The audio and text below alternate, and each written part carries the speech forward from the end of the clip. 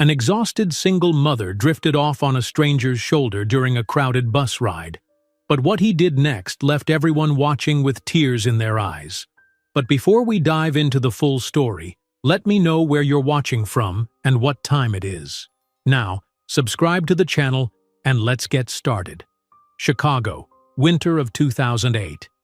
The city lay buried under a merciless snowfall, white flakes swirling against the gray sky like tiny fragments of forgotten dreams. Caroline Foster, 26 years old, nervously adjusted the worn burgundy apron of the Magnolia Diner, her fingers working automatically at the frayed edges. The gold-plated name tag, the only thing remotely fancy about her uniform, caught the dim light of the elevator as it ascended toward the 35th floor. Her heart pounded against her ribs. In her threadbare purse lay the small white stick that had changed everything just 72 hours ago. 2 pink lines, no ambiguity there.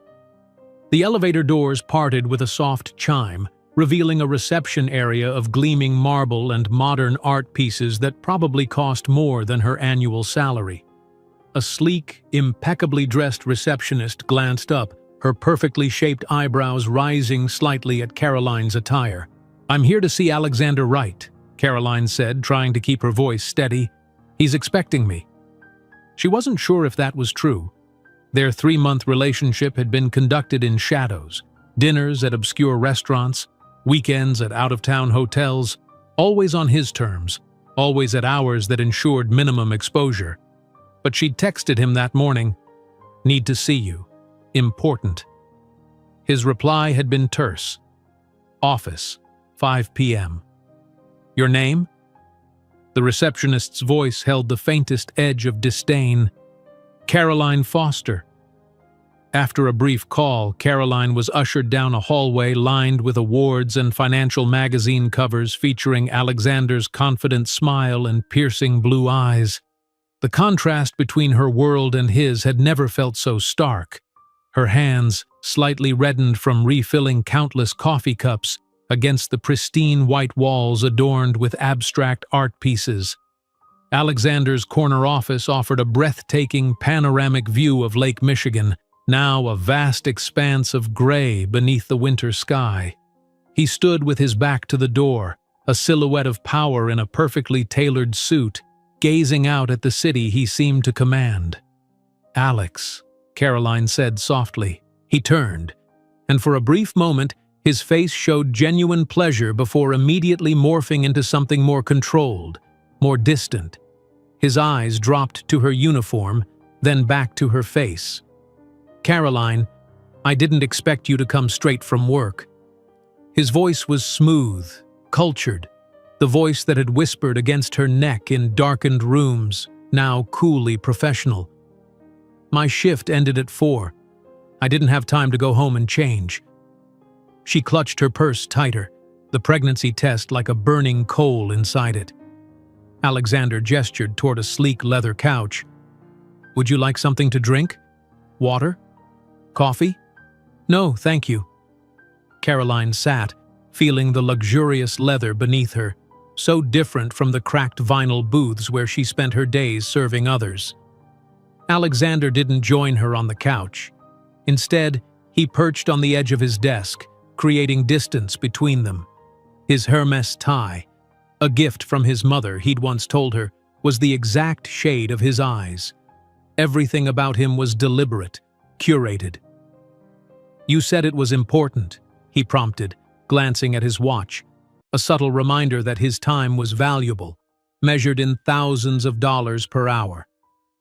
Caroline took a deep breath. "I'm pregnant, Alex." The words hung in the air between them like icicles, sharp, transparent, dangerous. Alexander's face went completely still. The only movement was a slight adjustment of his tie, fingers smoothing imaginary wrinkles. He stepped back, as if pregnancy might be contagious. "Pregnant?" His voice was so low she barely heard it. "That's unexpected. How far along?" 8 weeks. Alexander walked to the window, putting his back to her again. Outside, snowflakes swirled more violently now, a gathering storm. "This wasn't in my plans, Caroline." His reflection in the glass looked troubled, calculating. I'm being considered for the Fortune 500 this year, the youngest CEO ever to make the list. I'm not asking for anything, Caroline said, her voice steadier than she felt. I just thought you should know. He turned back toward her, his face now composed into a mask of regret that didn't reach his eyes. You understand my position. The right name carries expectations, responsibilities. Caroline said nothing, waiting for the words she already sensed were coming. You're a waitress, Caroline. The word fell from his lips like something distasteful. You come from a family with no connections, no formal education beyond high school. Each word hit like a physical blow. Caroline felt her eyes beginning to water but blinked rapidly, refusing to cry. What did you think would happen between us? Alexander continued, his voice growing colder. That I, heir to the right fortune, would introduce a suburban waitress as the mother of my child to my board members, to my family? Caroline stood, her legs trembling slightly. I didn't come here with expectations, Alexander. I came because you deserved to know. And now I know. He returned to his desk, putting the massive mahogany structure between them like a fortress wall. Let's be practical about this. These situations arise. They can be handled discreetly. Situations, Caroline repeated, the word bitter on her tongue. The truth is, Alexander said, looking directly at her now, you're boring, Caroline. Convenient for a few nights, but insufficient for anything beyond that. The cruelty of his words stole her breath. 3 months of whispered promises, of shared secrets in the darkness, of what she had naively believed was something special, all of it disintegrating before her eyes. Alexander opened a drawer and removed an Italian leather wallet. With deliberate movements, he extracted several bills and placed them on the coffee table between them. $5,000, he said, his voice businesslike. Take care of the problem and don't contact me again. Caroline stared at the money, feeling something inside her harden into resolve. She made no move to take it. Nothing to say? Alexander raised an eyebrow. I thought you'd be relieved. This solution benefits us both. You can move on with your life without the burden of single motherhood, and I can continue building my legacy without complications. Caroline finally found her voice. My child isn't a complication to be solved with cash. Your child? Alexander laughed, a short, humorless sound. Caroline, be realistic. You make what? $20,000 a year? Live in a rented apartment in Wicker Park? How will you provide for a child? Daycare alone would eat half your income. His dismissive assessment of her life, though accurate, sparked something defiant in Caroline. She straightened her shoulders, the apron of the Magnolia Diner suddenly feeling like armor rather than a mark of subservience. I'll manage, she said simply. Alexander sighed, checking his watch again. I have a conference call with Tokyo in 10 minutes. Take the money, Caroline. It's more than fair. Caroline walked to the door, leaving the cash untouched on the table. When she spoke again, her voice was quiet but clear. You're wrong about me, Alex. I'm not insufficient, and someday you'll realize what you threw away. Dramatic exits won't change reality, Alexander called after her. The offer stands for a week. After that, don't expect anything from me. Caroline walked through the reception area with her head high, though her vision blurred with unshed tears. The elegant receptionist barely glanced up, already dismissing the waitress who clearly didn't belong in their rarefied world. The elevator doors closed, and only then did Caroline allow the first tear to fall, quickly wiping it away with the back of her hand. As the floors counted down, so did her disintegrating dreams of what might have been. Outside, the snow had intensified, the wind cutting through her thin coat. Caroline pulled it tighter around herself, one hand instinctively moving to rest on her still flat stomach. It's just us now, she whispered to the life growing inside her. The small apartment in Wicker Park felt emptier than usual that night. Caroline moved through it like a ghost, methodically removing her uniform, showering away the scent of diner food and finally collapsing onto her bed. The next morning, she packed Alexander's money into an envelope and mailed it back with a single line: "My child has no price." The following weeks became a nightmare of logistics. At 3 months, when her pregnancy became noticeable, the manager of the Magnolia Diner called her into the cramped back office. "Customers don't like being served by pregnant women, honey," she said, not unkindly. "It makes them uncomfortable. Your last day will be Friday." Caroline found work at a laundromat during the day and cleaning offices at night. The physical toll was enormous, but each night she returned to her small apartment, made notes in a cheap notebook about budgeting and childcare options, and fell asleep with her hand protectively covering her growing belly. When Olivia was born on a rainy June day, the delivery room held no supportive partner, no excited grandparents, just an overworked nurse who kindly held Caroline's hand during the final pushes and placed the tiny, perfect baby on her chest. "Hello, Olivia," Caroline whispered, tears streaming down her face. "We're going to be okay, I promise." 3 months later, with bills mounting and no family support, Caroline faced the humiliation of applying for government assistance. Sitting in the crowded social services office, nursing Olivia beneath a thin blanket, she glanced up at the waiting room television. There, on the screen, was Alexander Wright's confident smile, being celebrated on the cover of Forbes as Wall Street's prodigy. The caption noted his recent engagement to Victoria Pembroke, heiress to a banking fortune. Caroline looked down at Olivia, her tiny face peaceful in sleep, unaware of the father who had dismissed her existence with cash. The breaking point came that evening. After 16 hours of work, laundry during the day, office cleaning at night, Caroline returned home to find her apartment flooded from a burst pipe. Water soaked through everything: the second-hand crib, the few baby clothes she'd managed to afford, the notebooks containing her plans for a better future. Cradling Olivia in a blanket, Caroline sat on the fire escape and allowed herself to cry one last time.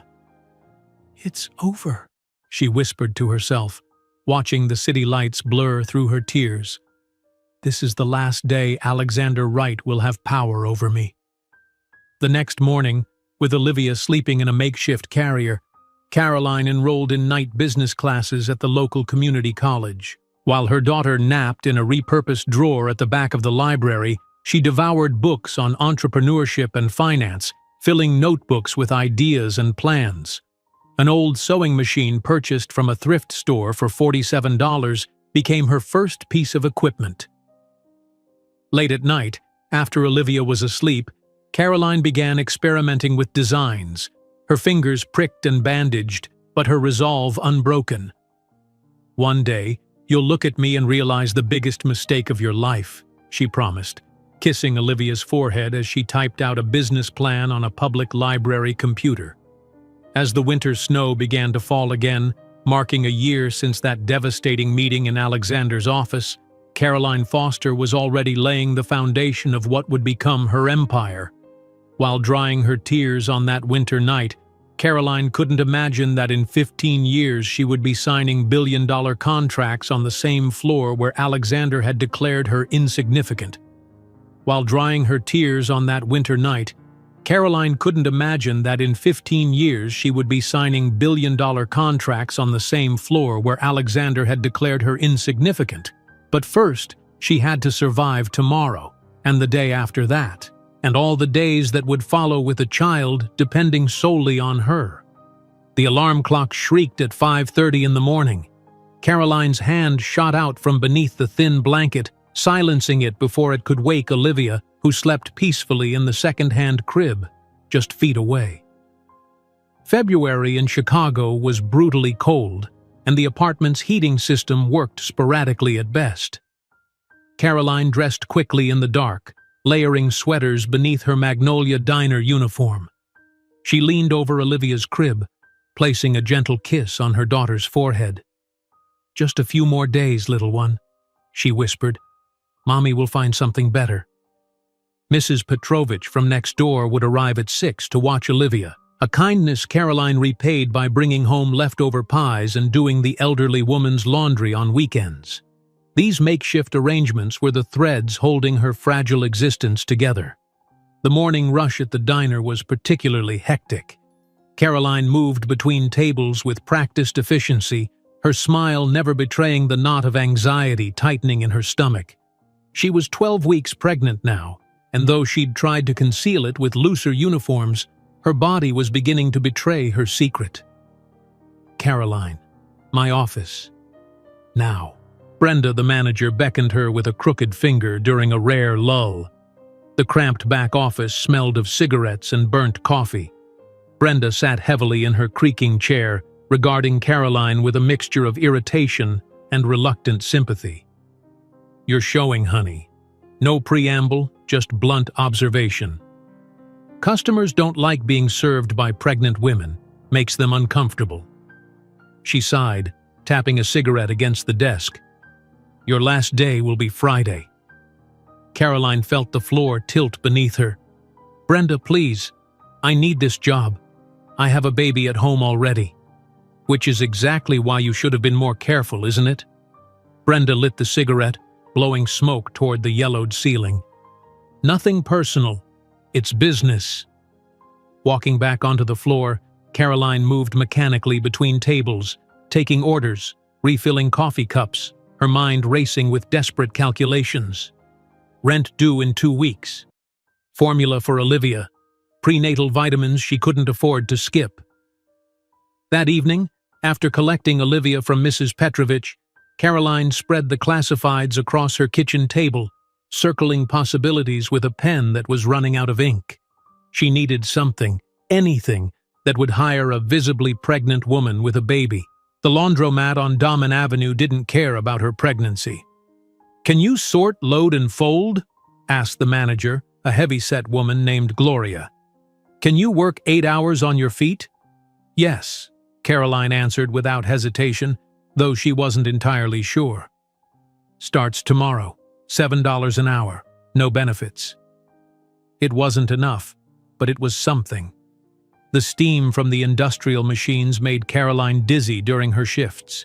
The constant bending and lifting sent pain shooting through her lower back. But she endured, eating saltines in the break room to settle her stomach, resting her swollen feet whenever Gloria wasn't watching. But even with the laundry job, the numbers didn't add up. After her shift ended at 4, Caroline began cleaning offices in a downtown building, emptying trash cans, vacuuming carpets, scrubbing toilets. The cleaning company didn't ask questions, they merely handed her a key card and a list of tasks. One night, while emptying the trash in a corner office not unlike Alexander's, Caroline found a discarded business magazine. His face stared up at her from the glossy pages, captioned, "Rising Star of Finance." She crumpled it viciously, shoving it deep into the trash bag. In the bathroom mirror at the office building, Caroline hardly recognized herself. Dark circles underscored her eyes. Her uniform strained against her growing belly. Her hands, once soft and smooth, were now red and chapped from industrial cleaning solutions. "You'll never be good enough for someone like him," she told her reflection, echoing Alexander's unspoken assessment. Then, straightening her shoulders, and thank God for that. June arrived with oppressive humidity that made the laundromat nearly unbearable. Caroline was 8 months pregnant now, her body unwieldy and aching. Gloria had reduced her hours, claiming customer complaints, though Caroline suspected it was fear of liability should she collapse on the job. "You should be on maternity leave," Mrs. Petrovich scolded, watching Caroline massage her swollen ankles after an evening shift. "Maternity leave is for women with benefits," Caroline replied, attempting a smile. "And husbands." The contractions began during her night cleaning shift. Caroline gripped the edge of a desk, breathing through the pain, determined to finish her tasks. By the time she returned home, they were coming every 20 minutes.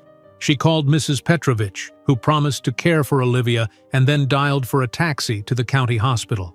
The delivery room was stark and clinical. No flowers, no balloons, no anxious father pacing the hallway. Just Caroline, gripping the bed rails during contractions, and the night nurse named Susan who'd taken pity on her. "Where's your support person, honey?" Susan asked, checking the fetal monitor. "It's just me," Caroline answered between gasps. Susan's face softened. She reached out, taking Caroline's hand in hers.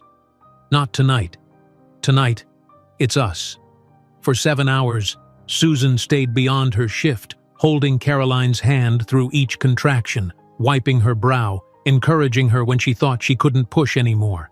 And when the baby finally emerged, red-faced and indignant at being thrust into the world, it was Susan who placed the tiny girl on Caroline's chest. "Hello, Olivia," Caroline whispered, tears streaming down her face. "We're going to be okay, I promise." Later, alone in the recovery room with her newborn, Caroline felt a strange mixture of terror and determination.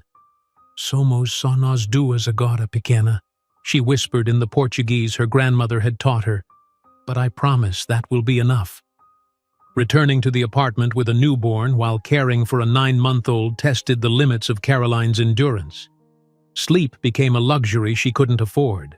The cleaning company had replaced her during her brief hospital stay. The laundromat offered only part-time hours. By August, Caroline faced the reality that she couldn't make rent. The social services office buzzed with fluorescent lights and quiet desperation. Caroline sat in a hard plastic chair, Olivia nursing beneath a thin blanket, while toddler Olivia played with a worn picture book at her feet. The forms in Caroline's lap asked for information she was ashamed to provide. Income, nearly none. Savings, depleted. Father's information, absent. Foster? The intake worker, a tired-looking woman with kind eyes, called her name. As Caroline gathered her children and diaper bag, her gaze caught the waiting room television. There, in full color, was Alexander Wright receiving some finance award, his new fiancée, a willowy blonde, applauding at his side. The caption identified him as Wall Street's prodigy, celebrating his company's meteoric rise. Something sharp and painful twisted in Caroline's chest. While she was applying for food stamps, the father of her child was accepting accolades and planning a society wedding. "Ms. Foster?" the intake worker called again, more insistently. Caroline tore her eyes from the screen. "Coming." The worker reviewed her forms with bureaucratic efficiency. "You qualify for TANF, SNAP benefits, and medical assistance for the children," she explained, using acronyms that would soon become familiar parts of Caroline's vocabulary. "We also have a subsidized housing program you might qualify for." The relief of knowing her children would eat warred with the humiliation of needing help. But Caroline swallowed her pride. "Thank you," she said simply. That evening, returning to her apartment after 16 exhausting hours, morning shift at the laundromat, afternoon applying for benefits, evening searching for new cleaning jobs, Caroline faced a new catastrophe. Water poured from beneath her door, soaking the hallway carpet. Inside, a burst pipe had transformed her modest home into a swamp. The crib mattresses were soaked. The second-hand couch she'd purchased at Goodwill sagged with water weight. The few baby clothes she'd so carefully washed and folded floated like bright islands in the murky water. Clutching Olivia to her chest, the baby sleeping in the carrier strapped to her front, Caroline sat on the fire escape in the humid summer night and finally allowed herself to cry. Deep, racking sobs that came from a place of utter exhaustion and despair. "I can't do this anymore," she whispered to the Chicago skyline. "I can't." For a moment, just a moment, she imagined calling Alexander. Surely even he wouldn't want his daughters homeless. But then she remembered his cold eyes, the dismissive way he'd tossed money at her problem. "No," she said aloud, straightening her spine. "This is the last day Alexander Wright will have power over me." The next morning, Caroline left the ruined apartment with both children and the few possessions she could salvage in trash bags. The local YWCA had emergency housing for women with children.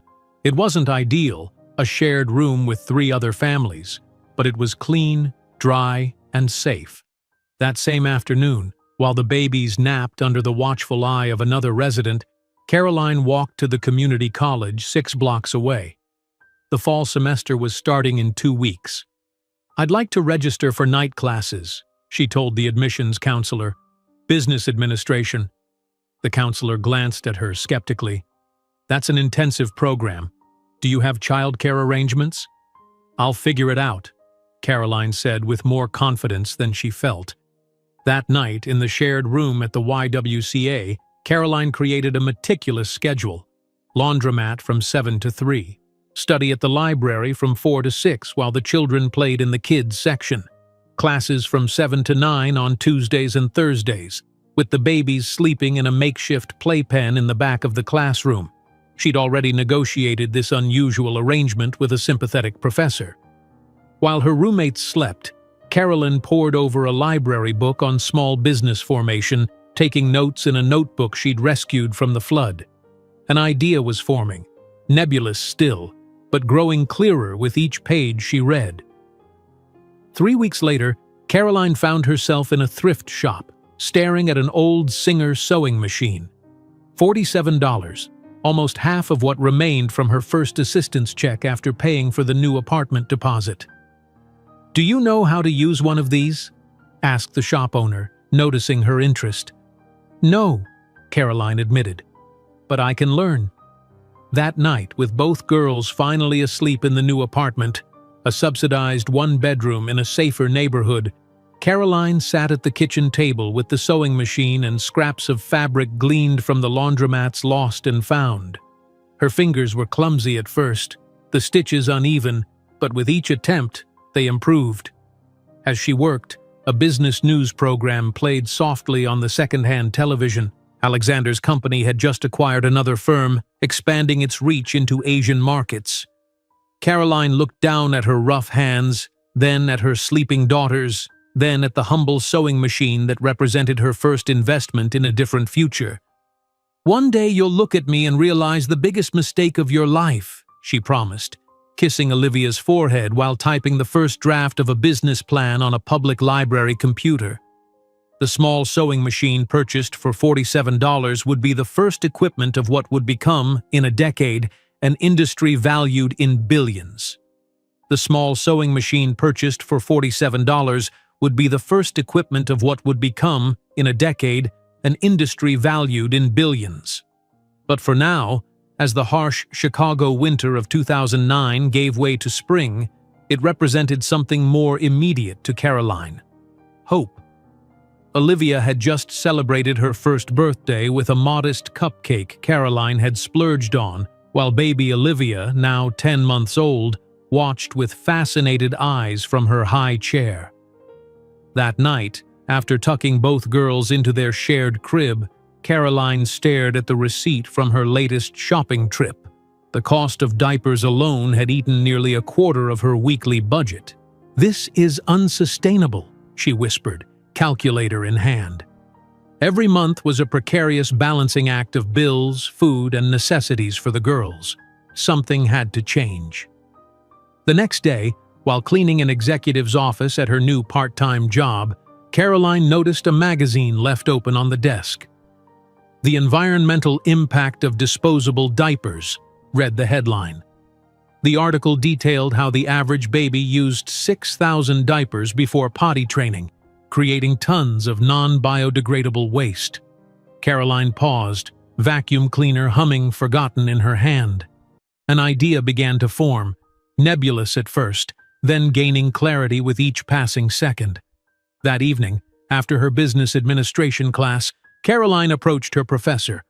What would it take to create an environmentally friendly alternative to disposable diapers that's actually affordable for average parents? Professor Martinez smiled. "That sounds like a business plan in the making. Have you considered cloth diapers? They've been around forever." "Yes, but they're expensive up front, inconvenient, and the good ones are priced for wealthy, eco-conscious parents," Caroline replied. "There's a gap in the market." 3 days later, Caroline stood outside a textile factory in the industrial district, Olivia strapped to her chest, the older Olivia clutching her hand. The factory manager, a burly man named Hank, looked at the small family with unconcealed pity. "We discard these remnants daily," he said, pointing to bins of fabric scraps. "Company policy. Can't resell them. Liability issues. But if someone happened to take them from the dumpster after hours..." He raised his eyebrows meaningfully. That night, after the girls were asleep, Caroline sorted through the salvaged fabric under the dim kitchen light. Most pieces were too small for commercial use, but perfect for her purposes. Her fingers, once soft and manicured during her brief relationship with Alexander, were now calloused and nimble from months of laundry work and sewing practice. The first prototypes were disasters, leaky, ill-fitting, with closures that didn't hold. But Caroline was nothing if not persistent. Each night, after classes and homework, she would refine her designs. The kitchen table became a workshop, littered with fabric scraps, pins, and pattern pieces sketched on the backs of recycled papers.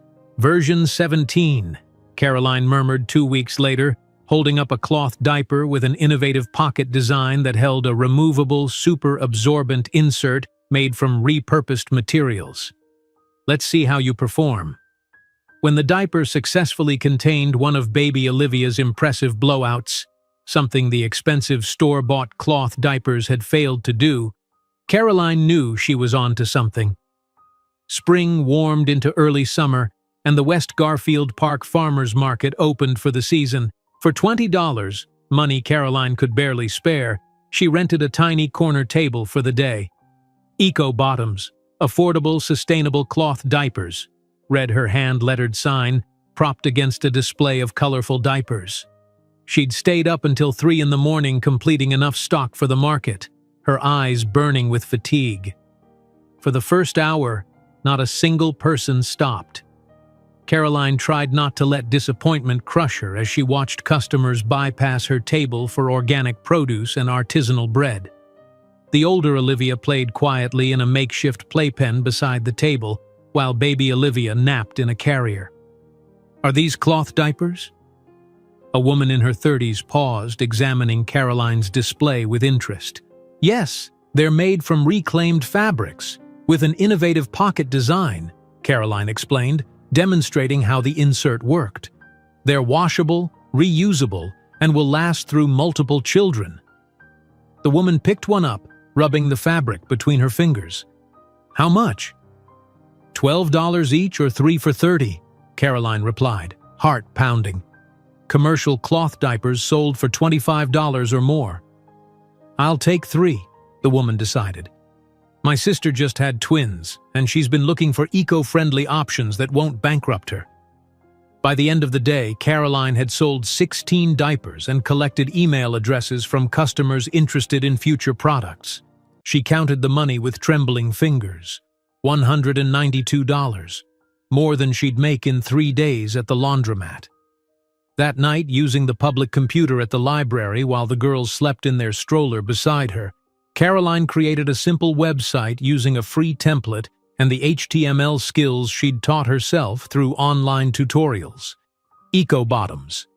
Com was basic but functional, featuring photos of her products taken with a borrowed digital camera. 3 days later, she received her first online order from the woman at the farmer's market, whose sister wanted 5 more diapers after trying the initial 3. Then another order came, and another. Each night, Caroline sewed until her fingers cramped, fulfilling orders between classes, work, and caring for the girls. When a small natural products store in Wicker Park ordered 50 diapers for their retail shelves, Caroline faced her first scaling challenge. She couldn't possibly make that many on her own while maintaining her current schedule. The solution came unexpectedly. At the subsidized housing complex where she lived, Caroline often crossed paths with Megan, another single mother who had complimented the cloth diapers Caroline made for her daughters. "You're selling these now?" Megan asked one day, examining a diaper Caroline had just completed. "They're really well made." "I am, but I just got a big order I can't fulfill alone," Caroline admitted. Megan hesitated. "I used to work in a garment factory before my son was born. I could help if you're looking to hire someone." The following Saturday, Caroline's kitchen became an impromptu interview space. Megan arrived promptly, her 4-year-old son in tow. "I can't pay much," Caroline explained honestly, the kitchen table between them covered with fabric, patterns, and a business plan draft for her community college course. "But I can offer flexible hours, and you could work from home once you learn the patterns." "That's worth more than money to a single mom," Megan replied. "Try finding a regular job that lets you stay home when your kid has a fever." By the end of June, EcoBottoms had 2 employees, Caroline and Megan, and had fulfilled its first substantial wholesale order. The operation had outgrown Caroline's kitchen table, with production now spread between both women's apartments. Summer brought a new milestone: Caroline's graduation from her first year of business administration courses. Standing in the community college auditorium in a borrowed gown, Caroline accepted her certificate with distinction, the highest grades in her cohort. 2-year-old Olivia clapped enthusiastically from the audience where she sat with Megan, while baby Olivia, now 14 months old, babbled happily. "Special recognition goes to Caroline Foster," announced the department chair, who maintained a perfect GPA while raising 2 children and starting a business. "This exemplifies the determination we hope to instill in all our students." As applause filled the auditorium, Caroline thought fleetingly of Alexander. What would he think of her now? The boring waitress he'd dismissed had just been honored for academic excellence while launching a business. The thought gave her a brief, fierce satisfaction. Reality, however, quickly reasserted itself. Despite growing sales, EcoBottoms needed capital to expand. Caroline's careful financial records showed promising growth, but banks were reluctant to lend to a single mother with limited credit history and a business run from her kitchen. "You need to demonstrate scalability," advised her business professor after reviewing her loan application, "and you need collateral, which you don't have." Caroline spent a week revising her business plan, incorporating everything she'd learned in her courses. She researched small business grants, micro-lending programs, and angel investors, sending applications to any opportunity that didn't require matching funds she didn't have. On a sweltering August afternoon, Caroline sat across from Mr. Winters, a loan officer at Chicago Community Bank, her meticulous business plan and sales projections spread between them. She'd worn her only professional outfit, a navy blue skirt and white blouse purchased from a thrift store and carefully tailored to fit her slim frame. "Your numbers are impressive for a startup," Mr. Winters admitted, reviewing her documentation. "But without collateral or a longer business history, I can only approve a fraction of what you're asking for."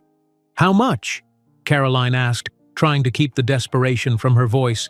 $7,000, at 11% interest. It was less than a third of what she needed for proper equipment and a small production space, but it was something. "I'll take it," Caroline said firmly. With the loan secured, Caroline found a small basement space in a commercial building on the west side. The rent was affordable because the space had been vacant for years. The windows were small, the lighting poor, and water damage stained one wall, but it was infinitely better than her kitchen table.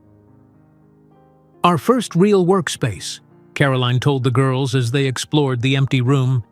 She'd brought a small container of sage to burn, a ritual her grandmother had taught her to clear negative energy from a new space.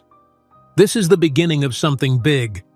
With the remainder of the loan, Caroline purchased 3 second-hand industrial sewing machines, proper cutting tables, and enough fabric to launch a new product line, not just diapers, but reusable baby wipes, changing pads, and wet bags for storing soiled items.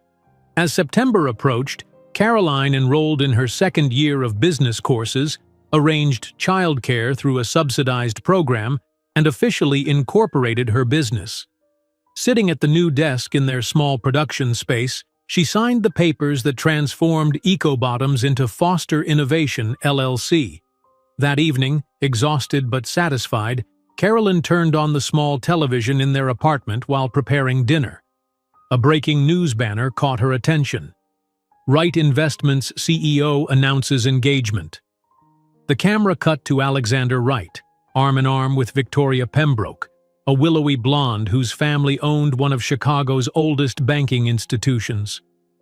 "Victoria represents everything I value," Alexander told the reporter, his arm possessively around his fiancée's waist.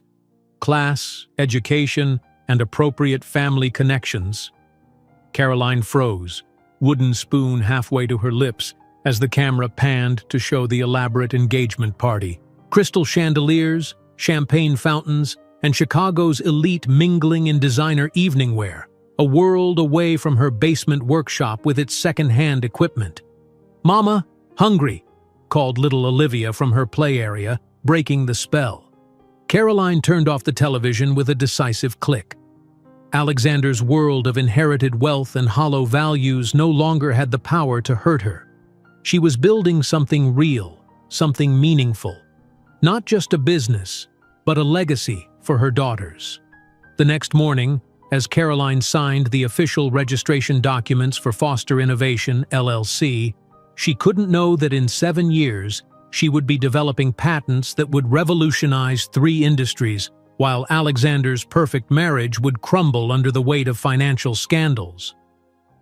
The next morning, as Caroline signed the official registration documents for Foster Innovation, LLC, she couldn't know that in 7 years, she would be developing patents that would revolutionize 3 industries, while Alexander's perfect marriage would crumble under the weight of financial scandals.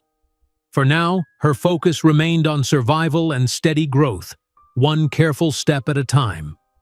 Spring of 2011 arrived with unexpected momentum. Foster Innovation had weathered its first full year of operation, with sales doubling each quarter. The basement workspace, once cavernous for 2 sewing machines, now felt cramped with 5 employees, all single mothers who worked flexible hours while their children played in the designated kids' corner Caroline had set up. One rainy April morning, Caroline arrived at work to find a large envelope waiting. Inside was the latest issue of Natural Parenting magazine, and there, in the product review section, was a glowing write-up of EcoBottom's diapers. Revolutionary design at half the price of competitors, making eco-friendly options accessible to average families. "We did it," Caroline whispered, showing the magazine to Megan, who'd become her unofficial second-in-command. "Our first national press." By afternoon, their simple website had crashed from traffic, and the voicemail was full of wholesale inquiries. Caroline's elation quickly transformed into panic. "We can't fulfill these orders with our current setup," she admitted during an emergency meeting with her small team. The following week brought another surprise. While restocking EcoBottoms at Green Sprout, a natural baby store in Wicker Park, Caroline noticed a display of suspiciously familiar diapers. "Nature Bum Eco Diapers," the packaging read. Caroline picked one up, her stomach tightening. The design was nearly identical to her patent-pending pocket system, but made with cheaper materials and inferior stitching. "These just came in," the store owner explained, noticing Caroline's interest. "From Bambino Brands.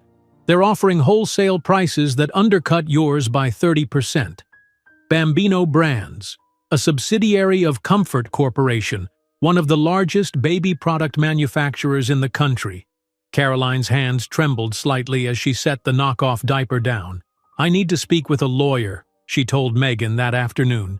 "They've copied our design." The consultation with a patent attorney was disheartening. "You've filed for a patent, which is good," explained Mr. Gonzalez, reviewing her paperwork. "But litigation against a company like Comfort would cost hundreds of thousands of dollars, more than your entire business is worth right now." Caroline walked home in a daze, rain soaking through her thin jacket. 3 years of struggle, of late nights perfecting designs, of sacrificing everything to build something meaningful, all of it threatened by a corporation that could crush her without even noticing. That evening, after tucking the girls into bed, Caroline sat at her small kitchen table surrounded by fabric samples, competitor products, and her own designs. If she couldn't fight Comfort Corporation in court, she would have to out-innovate them. "Think, Caroline," she murmured, rubbing her temples. "What do they can't easily replicate?" 4-year-old Olivia padded into the kitchen in her pajamas, clutching a plant from the community garden they tended on weekends. "Mommy, my sticky plant is dying," she announced, holding up the wilted specimen. Caroline glanced at the plant, lamb's ear with its soft, velvety leaves that naturally repelled water.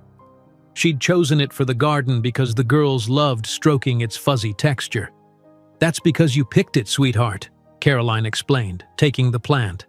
As her fingers touched the unique texture, something clicked. "Wait a minute." For the next 3 weeks, Caroline experimented relentlessly. The community garden became her research lab as she collected samples of natural fibers with water-resistant properties.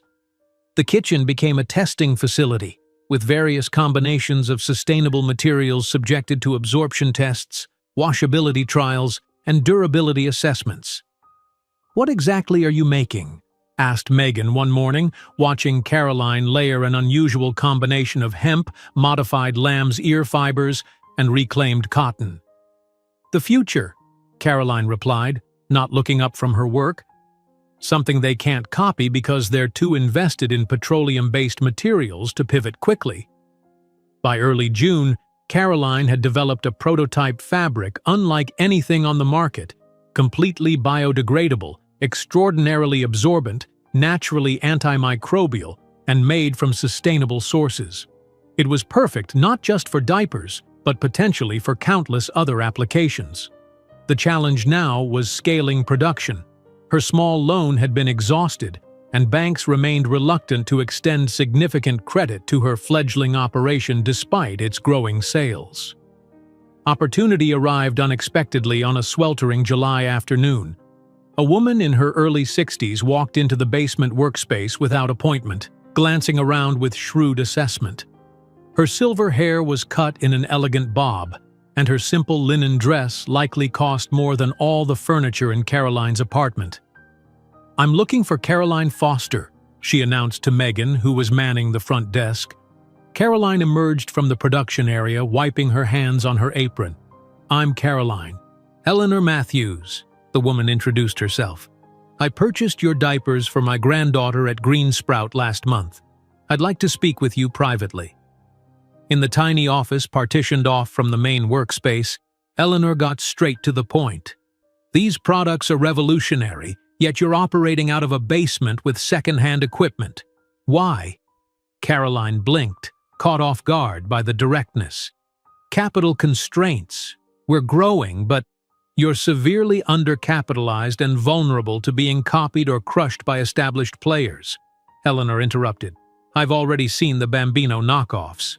"How do you know all this?" Caroline asked cautiously. Eleanor's lips curved into a small smile. "I founded Matthews Sustainable Textiles 30 years ago, sold it to Global Fibers 5 years ago.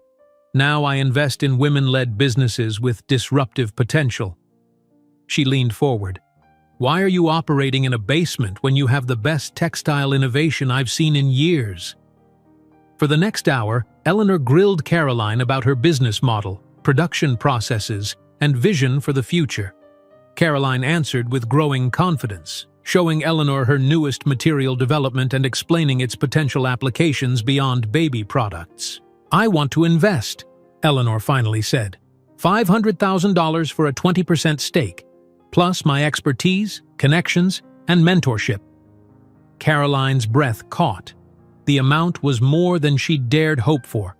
"I need to maintain control of the company," she said, surprising herself with her boldness. "And I want guarantees about our hiring practices. We employ primarily single mothers and provide flexible schedules, childcare assistance, and education opportunities." Eleanor's eyes gleamed with approval. "I'd expect nothing less. Draw up your terms, but do it quickly. You need to patent this new material before Comfort gets wind of it." By September, Foster Innovation had moved into a renovated warehouse space in a developing neighborhood. Proper manufacturing equipment replaced the second-hand machines.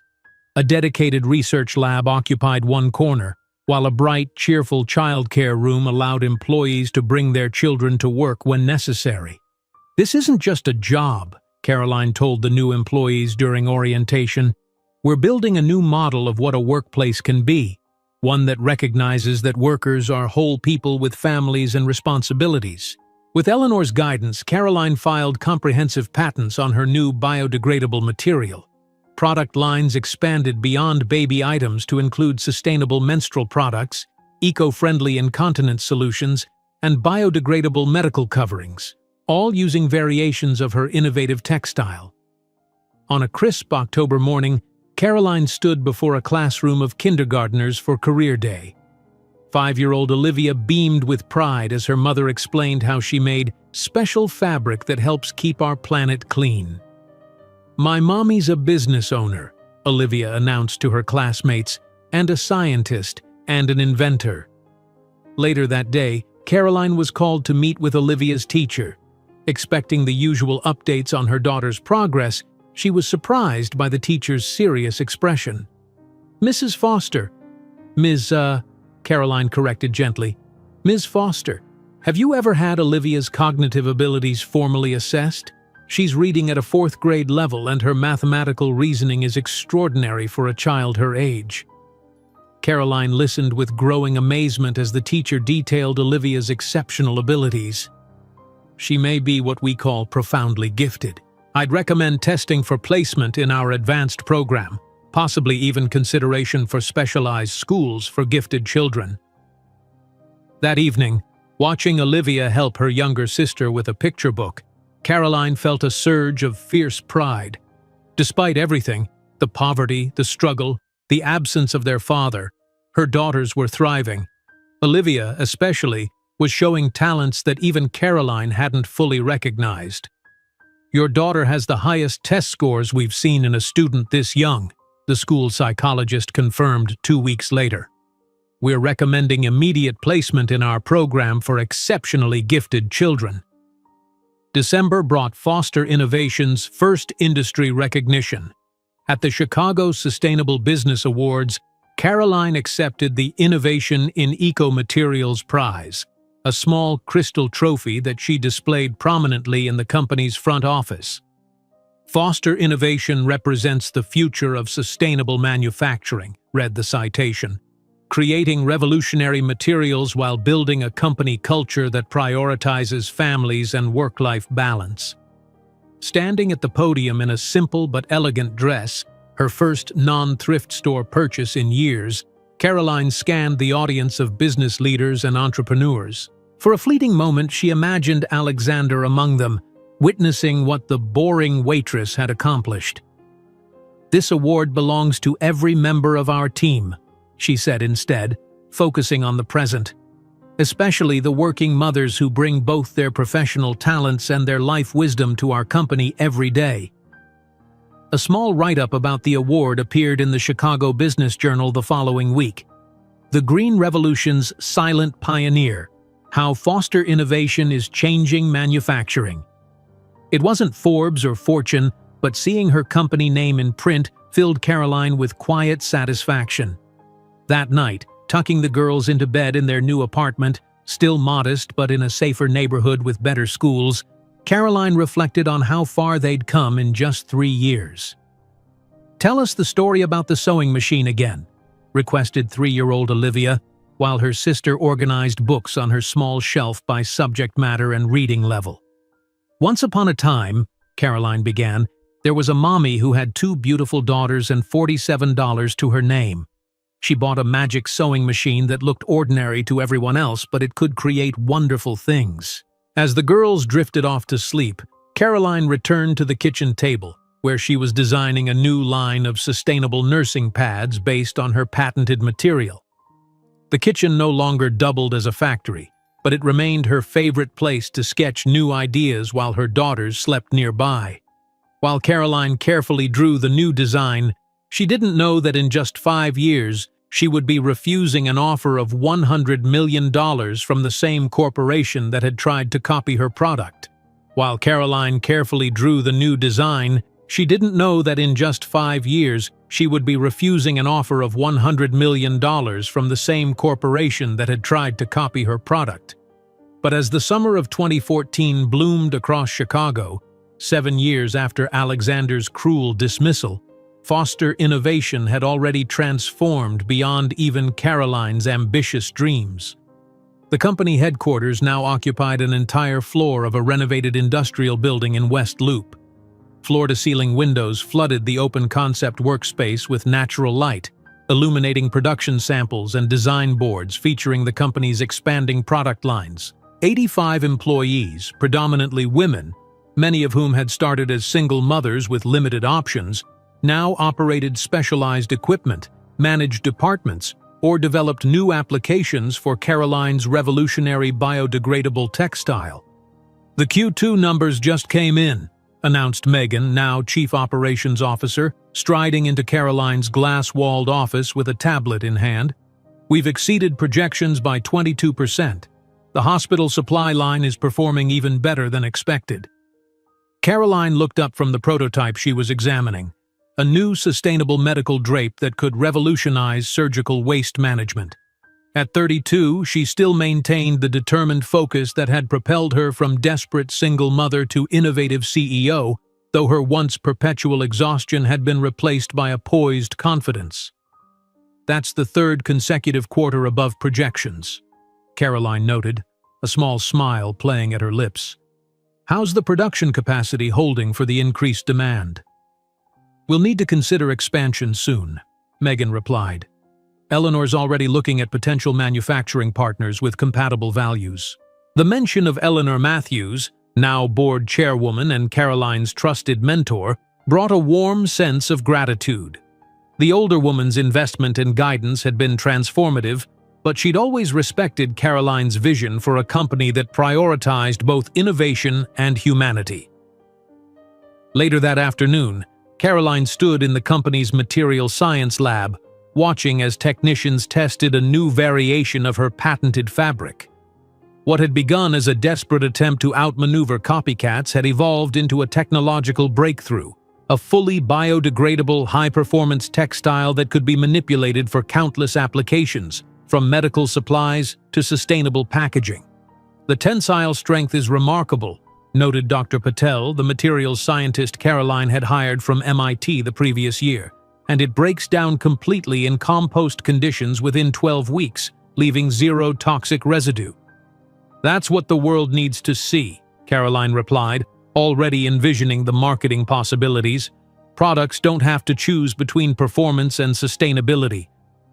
As Caroline exited the lab, her phone buzzed with a calendar reminder: Olivia's school meeting. Glancing at her watch, a modest but elegant timepiece that had replaced her once battered drugstore model, she realized she had just enough time to make it. Kensington Academy was housed in a stately brick building in Lincoln Park, its ivy-covered walls and manicured grounds reflecting its status as Chicago's premier school for gifted children. Caroline still experienced a momentary sense of displacement whenever she walked through its ornate entrance, a visceral reminder of how far they had come from the subsidized housing complex where Olivia had started kindergarten. "Ms. Foster, thank you for coming," greeted Dr. Reynolds, the Academy's director, rising from behind an imposing desk. "We wanted to discuss Olivia's exceptional progress and some opportunities we believe would benefit her." Seated beside Caroline, 7-year-old Olivia looked both serious and excited, her posture impeccable in the Academy's navy uniform. The resemblance to Alexander was increasingly apparent in her aristocratic profile and confident bearing, though her compassionate eyes and quiet determination were all Caroline. "Olivia has tested at the high school level in mathematics and sciences," Dr. Reynolds explained, sliding a folder of assessment results across the desk. "Quite frankly, she's the most academically gifted student we've encountered in my 15 years at Kensington." Pride surged through Caroline as she reviewed the test scores. Her daughter, the child Alexander had dismissed as a problem to be solved with $5,000, was being recognized as an extraordinary talent. "We'd like to accelerate her mathematics curriculum immediately and introduce her to university-level concepts by next year," Dr. Reynolds continued. "With your permission, of course." "What do you think, Olivia?" Caroline asked, turning to her daughter. She had always been careful to involve the girls in decisions about their education, teaching them agency from an early age. I'd like that, Olivia replied thoughtfully. The current math is too easy, and I finish early every day. Driving home, Caroline glanced at her daughter in the rearview mirror, watching as Olivia read a scientific journal meant for readers 3 times her age. In the quiet moments like these, Caroline sometimes wondered if Alexander had any idea what he'd thrown away, not just Caroline herself, but the chance to know this remarkable child. Her phone rang through the car's Bluetooth system, interrupting her thoughts.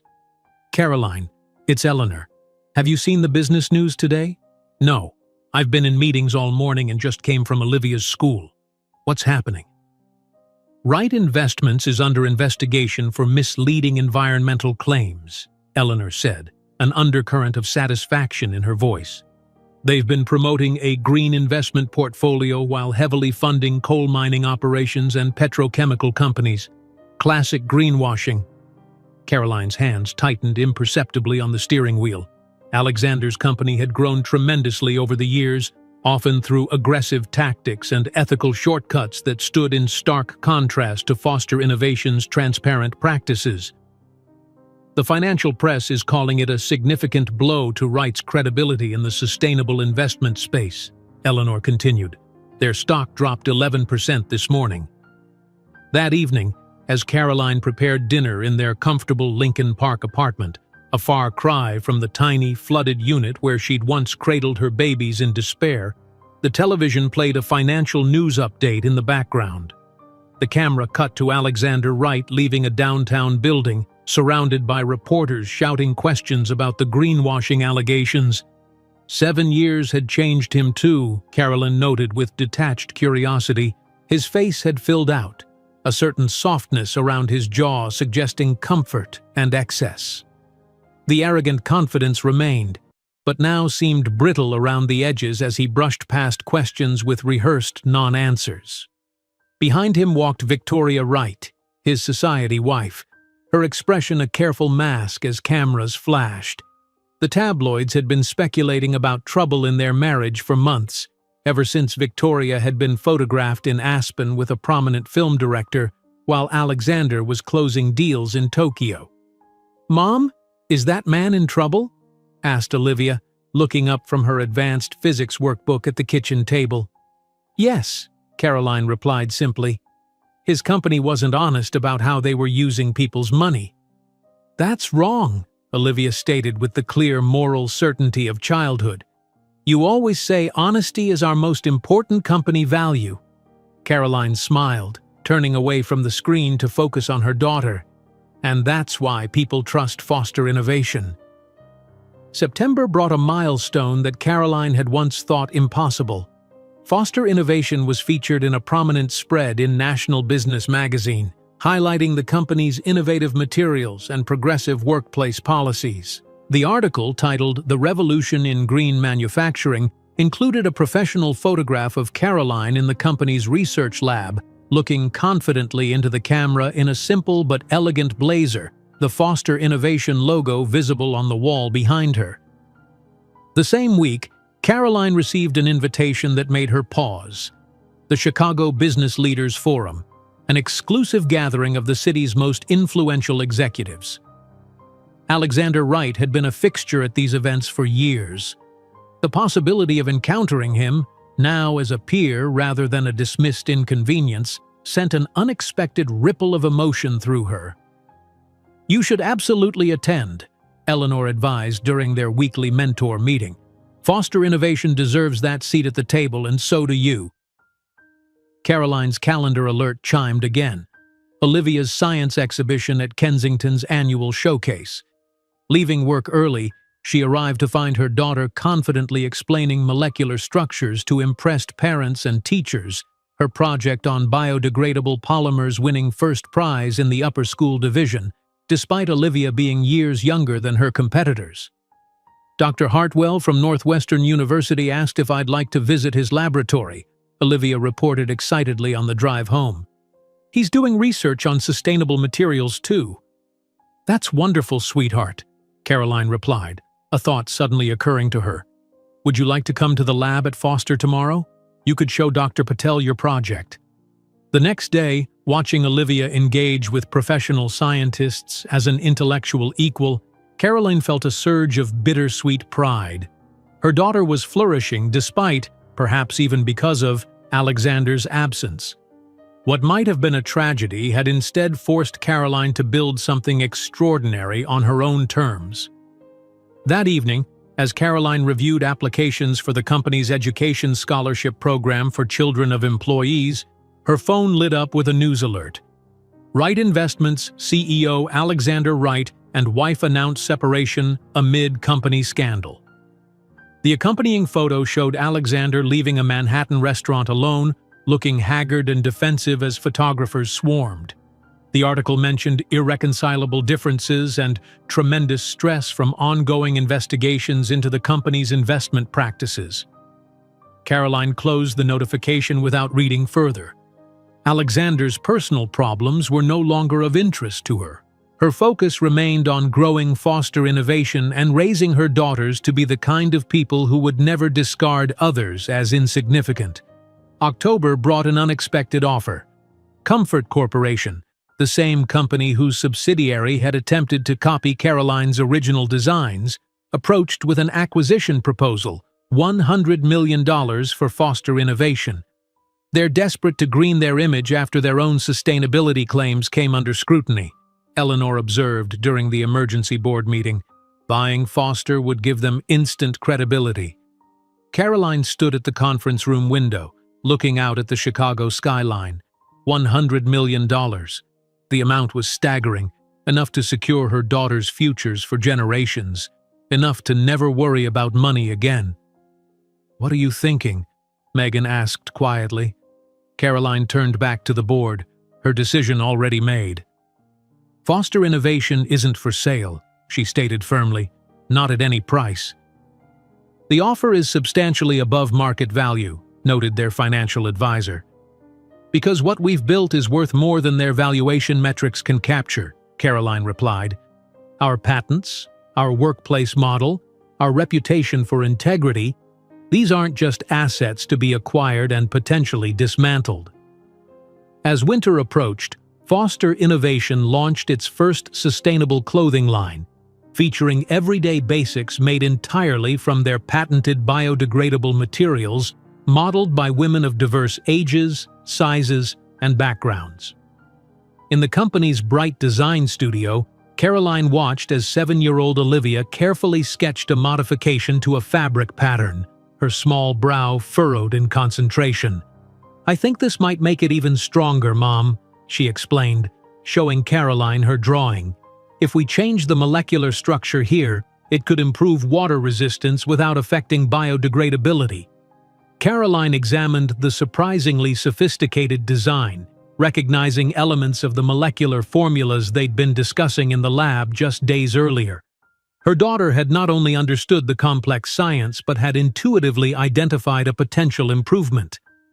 "This is brilliant, Olivia," Caroline said, genuine amazement in her voice. "Let's show this to Dr. Patel tomorrow." Later that evening, Caroline stood at the window of her office watching the lights of Chicago flicker on as dusk settled. 7 years ago, she had been a devastated waitress, pregnant and abandoned, staring at a flooded apartment with no hope in sight. Now she commanded a growing enterprise that was changing its industry's approach to sustainability. Somewhere in that skyline, Alexander Wright was presumably dealing with the dual crises of his failing marriage and company investigations. Caroline felt no satisfaction in his troubles, only a profound gratitude for the path that had led her here, unexpected and difficult though it had been. As the Forbes that once celebrated Alexander Wright as the prodigy of Wall Street now prepared a cover story about Caroline Foster, neither of them knew that the Tech Green Summit in 3 months would be the stage for the business world's most explosive confrontation of the year. As the Forbes that once celebrated Alexander Wright as the prodigy of Wall Street now prepared a cover story about Caroline Foster, neither of them knew that the Tech Green Summit in 3 months would be the stage for the business world's most explosive confrontation of the year. For now, Caroline remained focused on the more immediate challenges of growing her company and raising her daughters. The winter of 2017 marked 10 years since Alexander had coldly dismissed Caroline from his life. Foster Innovation had blossomed into a nationally recognized leader in sustainable materials with over 200 employees and products stocked in major retail chains across the country. The small basement operation had transformed into a powerhouse that industry veterans now watched with respect and competitors eyed with concern. Caroline's morning routine had evolved with her circumstances. Gone were the pre-dawn struggles to prepare 2 babies for daycare before rushing to the laundromat. Now, at 36, she moved with purposeful efficiency through her Lincoln Park townhouse, reviewing overnight emails from international partners while Olivia, now 10, prepared her own breakfast with independent precision. "Mom, don't forget I have robotics club after school today," Olivia reminded, carefully arranging her advanced calculus textbooks in her backpack. "Dr. Harrington said we might finish the solar-powered filtration prototype." "I remember," Caroline replied, marveling at her daughter's seamless transition between childhood activities and university-level scientific projects. "I'll pick you up at 5:30. The sleek Tesla, Caroline's one significant personal indulgence, hummed quietly as she navigated morning traffic toward Foster Innovation headquarters. The car's screen displayed an incoming call from Megan. "Have you seen the email about the Chicago Sustainability Summit?" Megan asked without preamble. "They want you on the main panel discussing the future of ethical manufacturing." Caroline merged onto Lake Shore Drive, the winter sun glinting off Lake Michigan to her right. "Send them a tentative yes. I'll need to check Olivia's schedule first." "Already handled. There's something else you should know." Megan paused. "Alexander Wright is also confirmed as a panelist." Caroline's hands tightened imperceptibly on the steering wheel.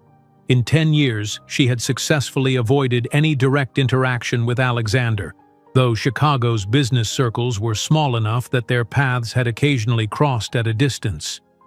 "Interesting timing," Caroline replied, her voice neutral. His company just announced their new environmental impact initiative after 2 years of negative press about their investment practices.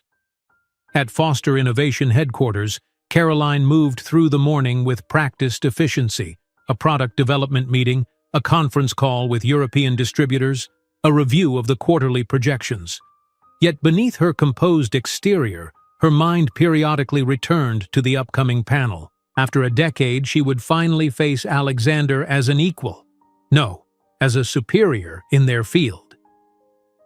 The day of the Chicago Sustainability Summit arrived with unseasonable warmth for early March. Caroline chose her outfit with deliberate care. A tailored charcoal suit that conveyed authority without ostentation, paired with a shell in Foster Innovation's signature green. The only jewelry she wore was a delicate necklace Olivia had given her for Christmas, containing a tiny vial of their revolutionary biodegradable fiber. Backstage at the Grand Sheraton, Caroline reviewed her presentation notes while other speakers milled about. The summit had attracted sustainability leaders from across the country, making it a significant platform for Foster Innovation's latest innovations. Her focused concentration broke only when a familiar voice carried across the green room. "Merely a transitional strategy while we develop more comprehensive approaches." Alexander Wright stood near the refreshment table, holding court with 2 admiring junior executives. At 42, he remained handsome in the conventional way that opened doors in corporate America, though the past decade had added a certain heaviness to his once lean frame. The bespoke suit couldn't quite disguise the beginnings of a paunch, and faint lines of stress had etched themselves around his eyes. Caroline maintained her position, continuing to review her notes while acutely aware of his presence. It was Alexander who spotted her first, his sentence trailing off mid-word as recognition dawned. The double-take was subtle but unmistakable, a flicker of confusion followed by widening eyes and a momentary loss of composure. "Caroline?" The surprise in his voice was genuine. "Caroline Foster?" She looked up with practiced professional poise, as though noticing him for the first time. "Alexander." Her acknowledgement was polite but cool, offering nothing beyond the minimum professional courtesy. He crossed the room with the confident stride of someone accustomed to commanding attention, though Caroline noted a slight hesitation as he approached, the uncertainty of a man recalibrating his understanding of someone he had once dismissed. "I had no idea you would be on the panel," he said, his eyes taking in her transformation, the confident posture, the quality of her attire, the clear authority she now projected. "You look different." 10 years will do that," Caroline replied, her smile professionally pleasant but not reaching her eyes. Alexander shifted, clearly searching for familiar footing. "I've heard impressive things about Foster Innovation. Quite a journey from—" He paused, perhaps realizing the dangerous territory he was entering. "From waiting tables at the Magnolia Diner?" Caroline completed his thought, her voice level. "Yes, it has been." A flicker of discomfort crossed his face before he recovered, slipping into his public persona. "The business world loves an entrepreneurial success story. We should catch up sometime. Right Investments has been developing a sustainability portfolio that might align with your company's goals." "Our investment partnerships are handled through our board," Caroline replied, effectively shutting down his implied suggestion of personal connection. "Eleanor Matthews oversees those relationships." "Eleanor Matthews? The textile pioneer?" Alexander's surprise was evident. "She's notoriously selective about her involvements." "Yes, she is," Caroline agreed, the implication clear. Their conversation was interrupted by the summit coordinator announcing 5 minutes until the panel began. Caroline gathered her materials with unhurried precision, aware of Alexander's continued gaze. "Good luck with your presentation," he offered, the comment hovering awkwardly between professional courtesy and personal history. "Thank you. Sustainability isn't just a presentation topic for Foster Innovation. It's our foundation." The gentle rebuke was subtle but unmistakable. On stage, seated at opposite ends of the panel table, Caroline observed Alexander in his natural habitat. He spoke with the practiced confidence of someone who had inherited authority rather than earned it, emphasizing Right Investments' new commitment to responsible capitalism and forward-looking environmental stewardship. When her turn came, Caroline didn't directly challenge his assertions. Instead, she presented Foster Innovation's measurable achievements. While others discuss future commitments, we've reduced manufacturing waste by 78% over 6 years, created 312 living wage jobs primarily for vulnerable populations, and developed 18 patents for fully biodegradable materials now used in medical facilities worldwide. The moderator, sensing the contrasting approaches, leaned into the tension. "We seem to have two fundamentally different philosophies represented here. Mr. Wright advocates for gradual integration of sustainability into existing corporate structures, while Ms. Foster suggests a ground-up reimagining of how businesses operate." Alexander's response was immediate. "Companies with established market positions and shareholder responsibilities must balance multiple priorities. Small to mid-sized enterprises like Foster have the luxury of prioritizing ideals over quarterly results." The subtle dismissal, relegating Foster Innovation to a different category of business, was a clear attempt to re-establish hierarchy. Caroline felt a familiar flame ignite within her, the same determination that had carried her through years of struggle. Foster Innovation's profit margins exceeded industry averages by 40% last quarter, she countered, her voice calm but carrying easily across the rapt audience. "Our employee retention rate is 93% in an industry that averages 67%. Sustainable practices aren't a luxury, they're a competitive advantage." From her seat in the front row, Olivia watched the exchange with keen interest, taking detailed notes in her characteristic, precise handwriting. Caroline caught her daughter's eye briefly, drawing strength from her presence. What Caroline couldn't see was Alexander's gaze drifting to Olivia during a fellow panelist's remarks.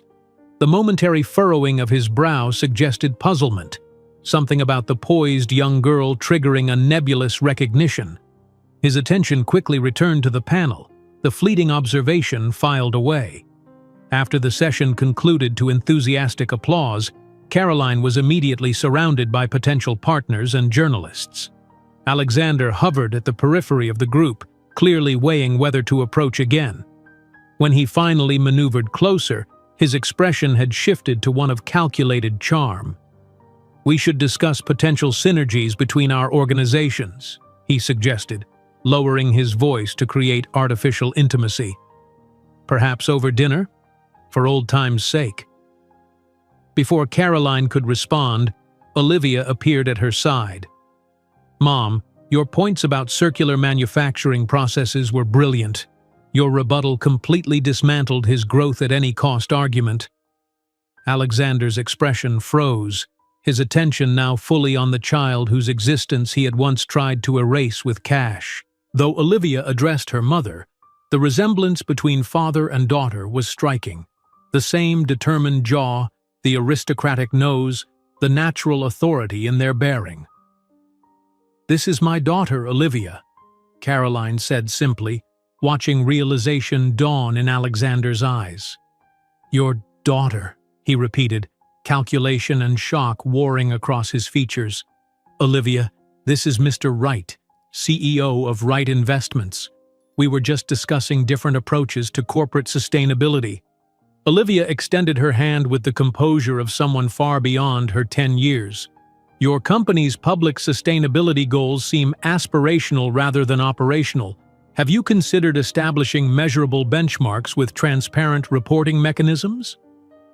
Alexander accepted the handshake automatically, visibly struggling to process both the child's existence and her precocious challenge. "We have several initiatives under development." "Development isn't implementation," Olivia replied with the clear-eyed precision that made her science teachers simultaneously delighted and intimidated. "Statistics show that 87% of corporate sustainability pledges without defined metrics fail to materialize into meaningful change." Caroline suppressed a smile at Alexander's momentary speechlessness. "We should get going, Olivia. We have dinner plans." As they gathered their belongings, Alexander recovered enough to make one last attempt. "Caroline, I think we need to discuss some old, personal matters. Perhaps we could—" "We don't have anything to discuss beyond potential professional interactions, Mr. Wright," Caroline interrupted firmly. "Any communication regarding Foster Innovation can go through our corporate channels." Walking away with Olivia beside her, Caroline felt Alexander's gaze follow them across the lobby. The weight of unspoken questions hung in the air, but for the first time in their unbalanced history, Caroline held all the power. "He seemed confused by my statistics," Olivia observed as they reached the exit. "Was my analysis incorrect?" "Your analysis was perfect," Caroline assured her, placing a protective hand on her daughter's shoulder. "Some people just aren't accustomed to being challenged by the truth." While Alexander observed Caroline leaving with the young girl who had his same face shape and determination in her gaze, a disturbing thought began to form.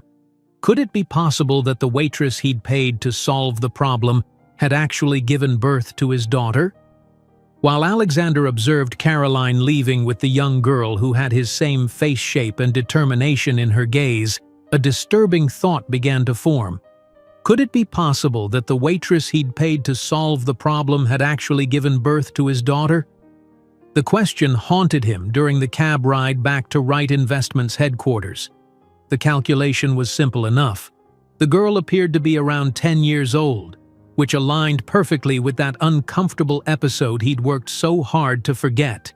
And that face, those unmistakable Wright features that had graced magazine covers and corporate annual reports for generations. Spring of 2019 arrived in Chicago with unusually gentle warmth, much like the growing acclaim surrounding Foster Innovation. 12 years had passed since Alexander had dismissed Caroline from his office and his life. The company she had built from desperation now occupied a gleaming 10-story building in the West Loop, its rooftop garden and solar array visible from miles away, a physical manifestation of the sustainable values at its core. Caroline reviewed the final edits on her feature for National Business Today, the most prestigious business publication in the country.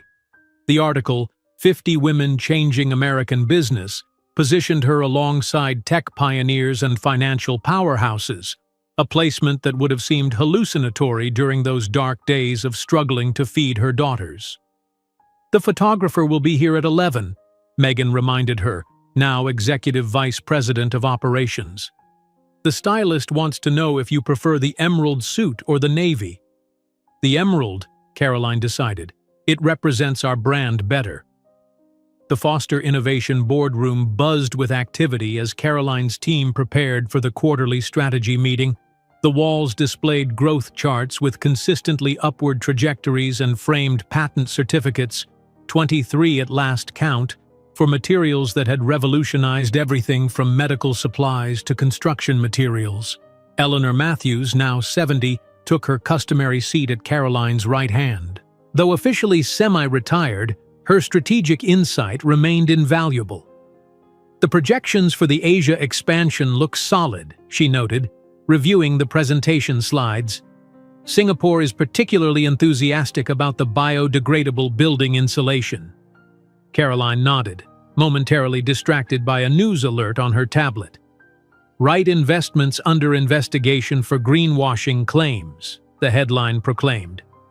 The article detailed allegations that Alexander's company had created a sustainable investment portfolio that secretly funneled money into coal mining operations and plastic manufacturing while marketing itself as environmentally responsible.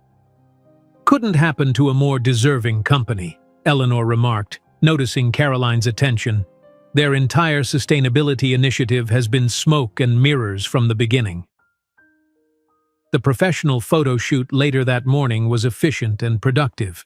Caroline had long since grown comfortable in front of cameras, her natural poise enhanced by genuine confidence in what she and her team had built. The photographer, a veteran of celebrity and CEO portraits, commented on her authentic presence. High praise in an industry where manufactured images were the norm.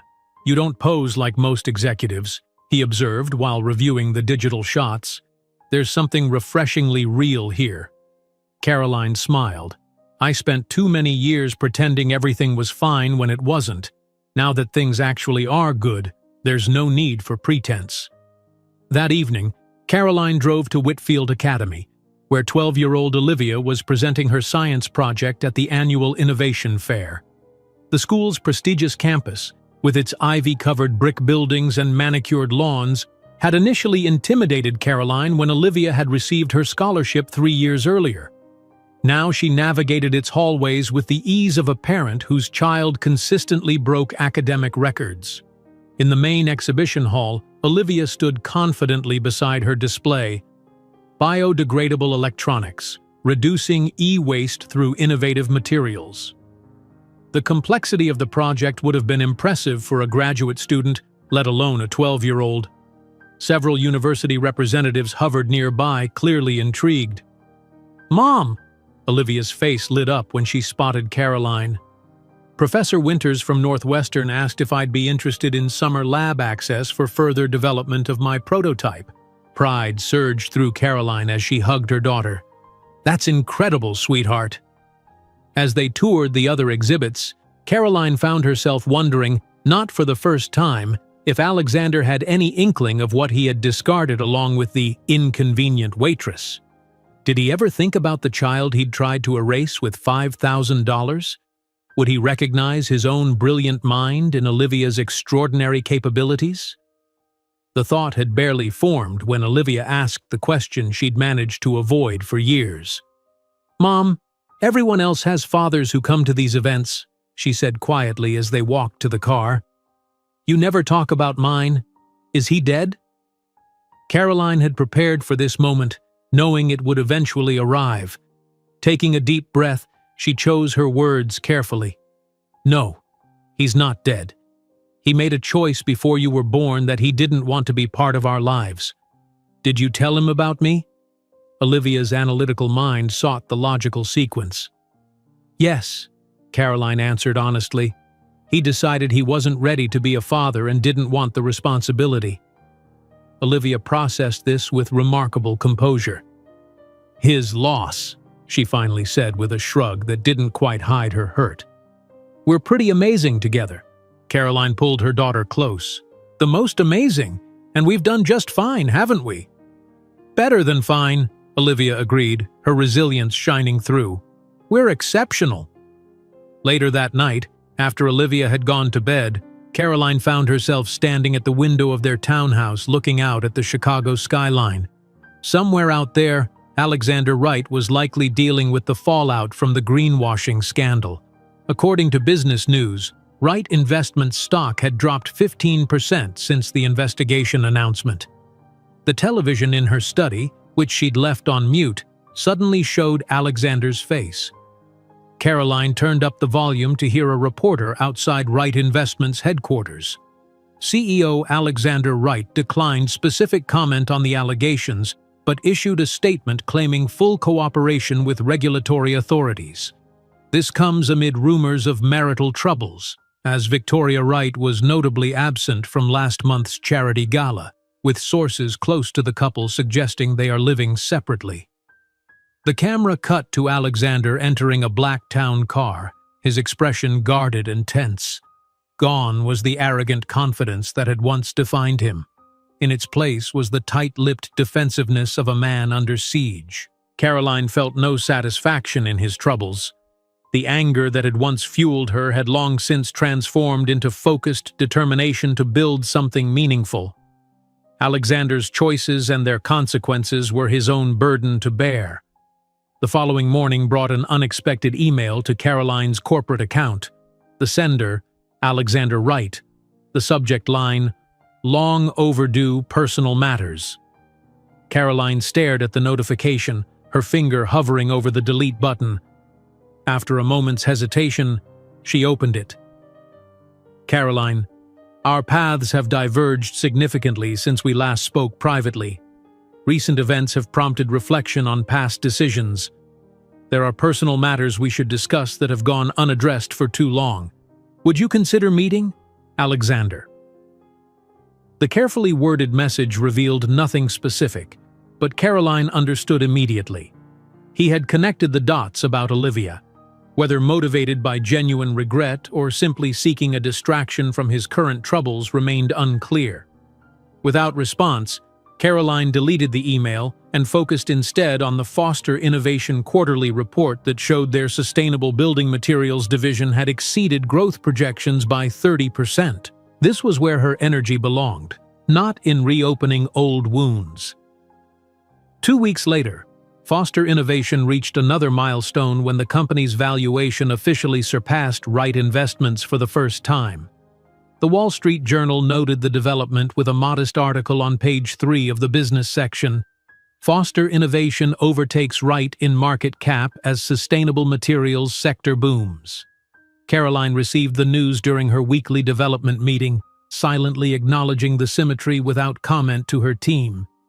The validation felt significant, but ultimately secondary to the real accomplishments: creating sustainable products, building an ethical workplace, raising extraordinary daughters.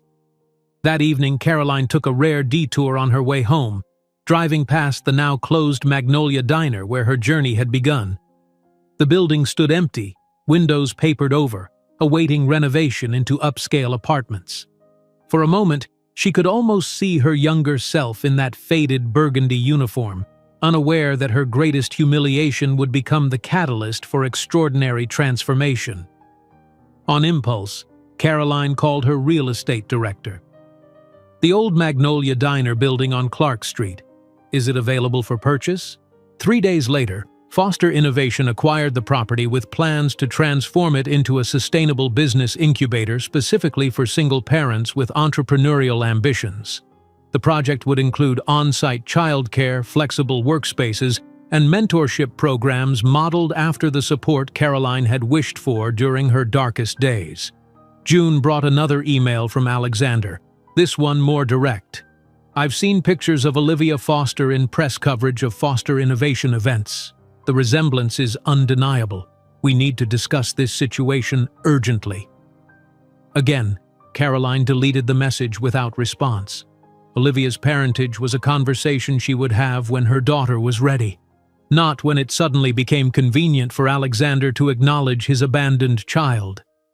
On a warm Saturday afternoon, Caroline watched Olivia demonstrating her latest innovation to her younger sister, a fabric that changed color based on environmental toxins, potentially revolutionizing environmental testing in developing regions. The pride that swelled within her was untainted by any need for external validation. "Mom, do you think we could test this at Foster next week?" Olivia asked, her mind already racing ahead to practical applications. "Absolutely," Caroline replied. "Dr. Patel has been asking about your summer projects anyway." As Olivia excitedly outlined her testing protocols, Caroline's phone buzzed with a news notification. Victoria Wright files for divorce, cites public humiliation amid corporate scandal. Caroline silenced the alert without opening it. Alexander's crumbling marriage and corporate troubles belonged to a different world, one that no longer held any power over her life or happiness. The Forbes that had once celebrated Alexander Wright as the prodigy of Wall Street now prepared a cover story about Caroline Foster, without knowing that the Tech Green Summit in 3 months would be the stage for the business world's most explosive confrontation of the year. The Forbes that had once celebrated Alexander Wright as the prodigy of Wall Street now prepared a cover story about Caroline Foster, without knowing that the Tech Green Summit in 3 months would be the stage for the business world's most explosive confrontation of the year. But before that reckoning would come, Caroline had one final season of preparation. 15 years of building something from nothing, culminating in what business analysts were already calling the most impressive sustainable business transformation of the decade. From her corner office on the top floor of Foster Innovation headquarters, Caroline gazed out at the Chicago skyline bathed in the golden light of late June. The view was remarkably similar to the one she'd seen from Alexander's office that fateful day, except now she was the one behind the desk, commanding an enterprise valued at $1.2 billion. The soft knock at her door broke her reverie. Olivia entered, tablet in hand, her 15-year-old frame already approaching Caroline's height. The years had only strengthened the resemblance to Alexander, the proud profile, the commanding presence, while her analytical mind and compassionate spirit were uniquely her own. "The final preparations for the Tech Green Summit are complete," Olivia announced, her voice carrying the assurance of someone twice her age. "Our exhibition booth will be the largest at the event, 3,000 square feet of interactive demonstrations showcasing all our core technologies." Caroline smiled, studying her daughter with quiet pride. The child Alexander had dismissed as a problem had blossomed into a brilliant young woman who already held 2 patents in her own name and had been accepted to Princeton on full academic scholarship, 3 years ahead of her peers. "What about the West Coast investors? Have they confirmed their attendance?" Caroline asked, moving to the conference table where architectural renderings of their summit installation were spread out. Olivia consulted her tablet with practiced efficiency. "All confirmed. And there's more good news. Eco Ventures has increased their offer to $300 million for the minority stake. Their CEO specifically mentioned our biodegradable medical textiles as the game changer that justified the valuation boost." Caroline nodded, the number registering as both validation and responsibility. $300 million, nearly 60,000 times the amount Alexander had tossed at her to solve the problem of their unborn child. "And," Olivia continued, her eyes bright with excitement, "Business America confirmed you'll receive the Entrepreneur of the Year award during the summit's gala dinner. The editor called personally to say the vote was unanimous." This news gave Caroline pause. The award represented the pinnacle of industry recognition, an unequivocal statement that she had earned her place among America's business elite. 15 years of 18-hour days, of choosing fabrics over sleep, of studying balance sheets while her daughters napped, all of it acknowledged at last. "We should celebrate," Caroline suggested, suddenly wanting to mark the moment with the person who had been her constant motivation. How about dinner at Evergreen? Just us. Perfect, Olivia agreed. But first, Eleanor wants us in the development lab. Dr. Patel thinks they've had a breakthrough with the moisture-reactive polymer. As they walked through the open concept office, employees smiled and nodded respectfully. Caroline had built a corporate culture unlike any other, collaborative rather than competitive, innovative rather than hierarchical. 80% of senior positions were held by women, many of whom had started as entry-level employees with limited options. Foster Innovation regularly topped best places to work lists with its on-site childcare, education assistance, and family-friendly policies cited as industry-leading. Later that evening, Caroline stood in her walk-in closet while her stylist, Maria, made final adjustments to the Oscar de la Renta gown she would wear to the awards gala. "You'll need to decide on jewelry," Maria noted, pinning a section of midnight blue fabric. The neckline would showcase a statement piece beautifully. Caroline studied her reflection thoughtfully. At 41, she radiated a confidence that made her more striking than conventionally beautiful. The years had etched fine lines around her eyes, evidence of both laughter and determination, while her once perpetually exhausted expression had been replaced by alert intelligence. Her chestnut hair, previously always constrained in a hasty ponytail, now fell in elegant waves past her shoulders. "I'll wear the sapphire pendant Olivia gave me for Christmas," she decided. "Nothing else necessary." As Maria packed up her supplies, Caroline's phone chimed with a notification. The Tech Green Summit's final participant list had been distributed.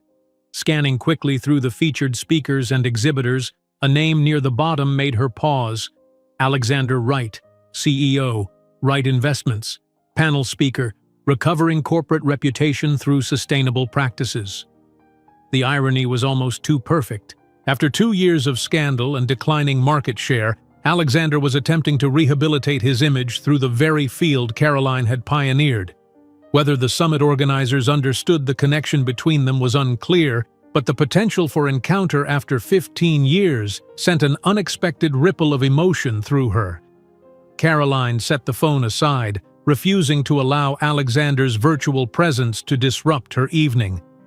Through her bedroom window, she could see Olivia in the garden, reading a scientific journal with the intensity that characterized everything she did.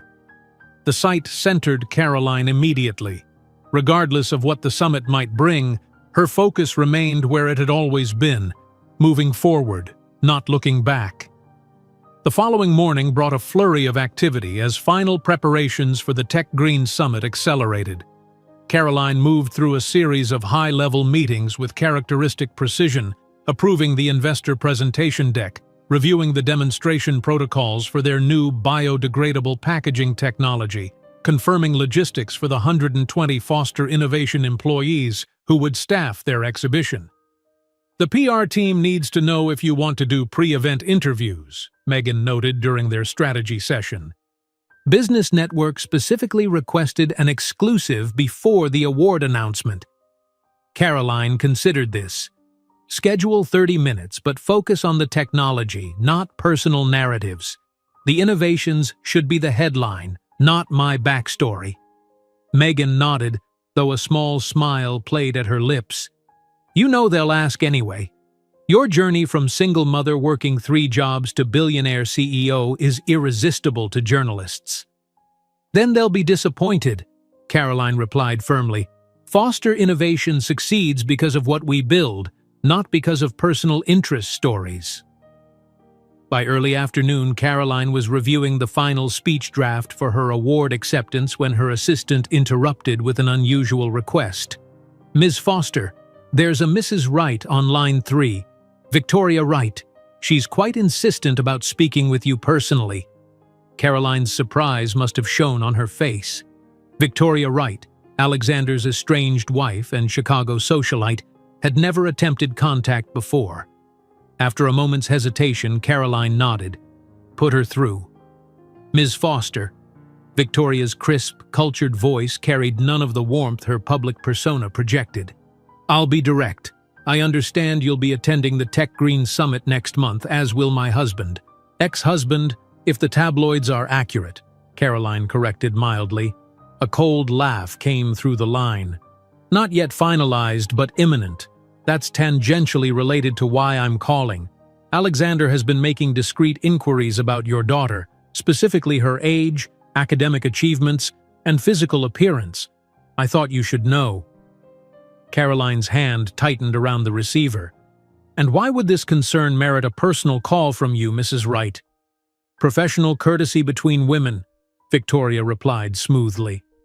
Alexander, suddenly developing paternal interest in a teenage daughter he never acknowledged, seems suspiciously timed with his company's financial troubles and our divorce proceedings. I thought you might appreciate the warning. After ending the call, Caroline sat perfectly still, processing this new information. She had always known this day might come, that Alexander might eventually recognize Olivia as valuable now that she had proven exceptional. The timing, however, spoke volumes about his motivations. That evening, as her assistant confirmed the final arrangements for the summit, Caroline found herself uncharacteristically distracted. "The limousine will pick you up at 7 on Thursday evening, Ms. Foster," the young woman noted. "The event begins at 8. Caroline nodded absently, making one final adjustment to her speech on the tablet before her. The words she had crafted were carefully measured, acknowledging her journey without dwelling on hardship, celebrating Foster Innovations' accomplishments without unnecessary personal details. Nothing in the text directly referenced Alexander or the abandonment that had inadvertently launched her path. "I'm proud of you, Mom," Olivia said from the doorway, resplendent in her first formal gown, a simple emerald design that complemented her auburn hair, not just for the award, but for everything.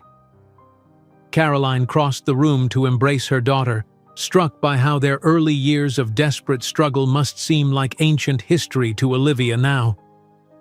"We did this together," she replied softly. "Every step of the way." The evening before the summit, Caroline stood before her full-length mirror, making a final assessment of her appearance. The woman who gazed back bore little resemblance to the exhausted waitress who had once stood trembling in Alexander's office. This woman commanded respect not through inheritance or connection, but through intelligence, innovation, and unflagging determination. Her phone buzzed with a text from Eleanor. "The car will pick me up first, then you and Olivia. Wright Investment stock dropped another 8% today after their sustainability claims were questioned by regulators. Alexander will be in quite a mood tomorrow." Caroline set the phone aside without reply. Alexander's financial troubles were no longer her concern, though she couldn't help but appreciate the cosmic balance of their reversed fortunes. The man who had once dismissed her as boring and insufficient was now struggling to maintain relevance in the very industry she had helped transform. As she turned away from the mirror, a notification appeared on her tablet. An email from an address she didn't recognize but instantly understood. A.W. Wright Impersonal. Net. The subject line read simply, "Olivia." After a moment's hesitation, Caroline opened the message. "Caroline, I'll be at the Tech Green Summit tomorrow and understand you're receiving the Entrepreneur Award. Congratulations. I've recently become aware of certain similarities between myself and your daughter Olivia that cannot be coincidental. I believe we have significant matters to discuss regarding her future and heritage. Perhaps we could arrange a private conversation during the event. Alexander." Caroline deleted the email without response, a cold certainty settling in her chest. After 15 years of absence, Alexander's sudden interest in heritage could only mean one thing. He had recognized not just a daughter, but a potential heir to salvage his faltering legacy. As she prepared for bed, Caroline paused at Olivia's door, finding her daughter still awake, meticulously reviewing her notes for the sustainable materials panel she would participate in as Foster Innovations' youth ambassador. "Everything ready for tomorrow?" Caroline asked softly. Olivia looked up, her eyes, so like Caroline's own, bright with anticipation. "More than ready. I've prepared counterarguments for any potential challenges to our biodegradable electronic components data." Caroline smiled, struck by the perfect synthesis of her own resilience and Alexander's strategic mind evident in their daughter. "Get some sleep. Tomorrow will be a big day." Little did she know as she closed Olivia's door that while she was heading to the Tech Green Summit, fate was preparing the confrontation she had both anticipated and dreaded for 15 years. Little did she know as she closed Olivia's door that while she was heading to the Tech Green Summit, fate was preparing the confrontation she had both anticipated and dreaded for 15 years. The Chicago Millennium Center gleamed under the early summer sun, its glass facade reflecting the clear blue sky as attendees streamed through the wide entrance doors. The Tech Green Summit had transformed the massive convention hall into a showcase of sustainable innovation, with emerald and azure lighting casting an otherworldly glow across exhibits that represented the future of eco-friendly technology. Caroline Foster moved through the main exhibition hall with practiced ease, her midnight blue designer suit a stark contrast to the burgundy waitress uniform she'd worn the last time she'd encountered Alexander Wright. Heads turned as she passed, recognition and respect evident in the nods and smiles she received from industry leaders who had once been untouchable icons in her former life. "Ms. Foster, the Eco Ventures team is waiting in the VIP lounge," her assistant murmured, keeping pace beside her. "They've brought their final term sheet for the minority investment." "Thank you, Emma. Please let them know I'll join them in 10 minutes. I'd like to check on our main exhibit first." Foster Innovation commanded the central position in the exhibition hall, a testament to the company's industry leadership. Caroline watched with quiet pride as Olivia guided a group of retail executives through a demonstration of their latest biodegradable packaging technology, her daughter's confidence and expertise belying her 15 years. "The molecular structure allows for complete decomposition within 12 weeks in standard compost conditions," Olivia explained, manipulating a 3D molecular model on the large display screen. "Unlike conventional biodegradable plastics that merely break down into microplastics, our material returns completely to organic compounds that actually enrich soil composition." The executives nodded appreciatively, one woman scribbling rapid notes. Caroline recognized her as the sustainability director for the country's largest retail chain, a potential partnership that could expand Foster Innovation's reach exponentially. "And your production capacity?" the woman asked. "Could you scale to national distribution within 6 months?" "Our new manufacturing facility in Detroit comes online next quarter," Olivia replied without hesitation. "It will triple our current capacity while maintaining carbon neutrality through our integrated solar and wind systems." Caroline felt a familiar vibration of pride. At 15, Olivia displayed more business acumen and technological understanding than most veteran executives. The child Alexander had rejected as an inconvenience had become a force that industry leaders sought out for guidance. As Caroline turned toward the VIP lounge, a peculiar electricity seemed to charge the air around her. She recognized the sensation immediately, the heightened awareness that had accompanied every major turning point in her life. Instinctively, she glanced across the crowded exhibition floor, her eyes drawn to a specific point as if by magnetic force. There, beside an artificial living wall display, stood Alexander Wright. The years had altered him in subtle ways. Silver now threaded through his temples, and his once lean frame had acquired the slight paunch common to men who spent their days in boardrooms rather than gyms. His bespoke suit, Brioni, if Caroline had to guess, couldn't quite disguise the tension evident in his posture as he conversed with a group of investors. For a suspended moment, Caroline observed him unnoticed, cataloging the changes 15 years had wrought. The arrogant confidence that had once defined his presence had diminished, replaced by something more guarded, more desperate. Even from a distance, she could see the strain in his smile, the way his eyes darted periodically to check reactions to his words. Then, as if sensing her scrutiny, Alexander looked up. Their gazes locked across the crowded space, electric recognition arcing between them.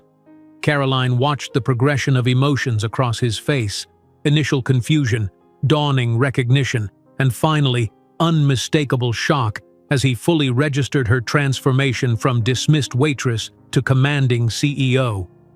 She offered no acknowledgement, neither smile nor nod, maintaining eye contact for 3 calculated seconds before deliberately turning away to continue her conversation with a sustainable energy pioneer. "Caroline is revolutionizing how we think about product life cycles," the woman was saying to her colleague. "Foster Innovation has reduced landfill impact by an estimated 8 million tons last year alone." From her peripheral vision, Caroline tracked Alexander's movement as he extricated himself from his group and began making his way across the exhibition floor toward her. She concluded her conversation with unhurried poise, signing the entrepreneur's product development proposal with a fountain pen engraved with Foster Innovation's logo. "Caroline?" Alexander's voice carried a note of uncertainty entirely absent from their last encounter. "Caroline Foster?" She turned, composing her features into a mask of professional courtesy. "Alexander," she acknowledged, her tone neutral, extending her hand as she would to any business acquaintance. His handshake was firmer than necessary, a reflexive assertion of dominance that felt oddly dated. Up close, the changes in him were more pronounced. The fine lines around his eyes, the slight loosening of skin beneath his jaw, the tension that tightened his mouth. "This is unexpected," he managed, his eyes taking in her transformation, the tailored designer suit, the subtle but expensive jewelry, the confident posture of someone fully in command of her environment. "You look different." 15 years will do that, Caroline replied evenly. Alexander attempted to recapture his footing with a practiced smile. "I've been following Foster Innovation's rise. Quite impressive for he caught himself, recalibrating, "for any company, especially in such a competitive sector." Caroline observed his discomfort with clinical detachment. "Thank you. We've found that ethical innovation creates its own market advantages." An awkward silence stretched between them, 15 years of unspoken history expanding to fill the space. Alexander broke first, his business persona sliding into place like armor. "I understand congratulations are in order for the Entrepreneur of the Year award. Well deserved." His gaze swept the Foster Innovation exhibition, the crowds of interested partners, the cutting-edge displays, the team of confident professionals. "Your company has certainly made an impact." "We focus on solutions rather than accolades," Caroline replied, "though the recognition is appreciated." Alexander shifted strategy, leaning slightly closer. "Perhaps we could discuss potential synergies between our organizations. Right Investments is diversifying our portfolio towards sustainable ventures. Your expertise combined with our capital resources could create significant opportunities." The transparent attempt to establish connection through business validated everything Eleanor had predicted. Alexander wasn't seeking reconciliation. He was hunting for a lifeline as his own company floundered. Before Caroline could respond, Olivia appeared at her side, tablet in hand, completely unaware of the seismic significance of the interaction she was interrupting. "Mom, the committee for the award ceremony is requesting your presence backstage for technical preparations," she said, her focus on the schedule before her. "They need 20 minutes for sound check and lighting adjustments." The effect on Alexander was immediate and profound. His entire body tensed as his gaze fixed on Olivia, traveling from her auburn hair to her confident posture, cataloging the unmistakable familial features, the same aristocratic profile he saw in family portraits, and more tellingly, in his own mirror. "This is..." Alexander's voice faltered, mathematical calculation evident in his expression as he processed Olivia's apparent age. "This is my daughter, Olivia Foster," Caroline said smoothly. "Olivia is our Director of Innovation and has just been accepted to Princeton's Advanced Science program." "Your daughter," Alexander repeated, the words barely audible as his complexion paled visibly. Caroline watched recognition dawn in his eyes. the understanding that the problem he had paid to eliminate had instead grown into an extraordinary young woman who now stood before him, unknowingly facing her biological father. Olivia, this is Alexander Wright, CEO of Wright Investments, an old acquaintance. With the poised grace that characterized her every action, Olivia extended her hand. Pleased to meet you, Mr. Wright. I read about your company's difficulties in the Financial Times. I hope you're able to address the 40% stock decline following the greenwashing investigation. Alexander accepted the handshake automatically, visibly struggling to process both Olivia's existence and her casual reference to his company's disgrace.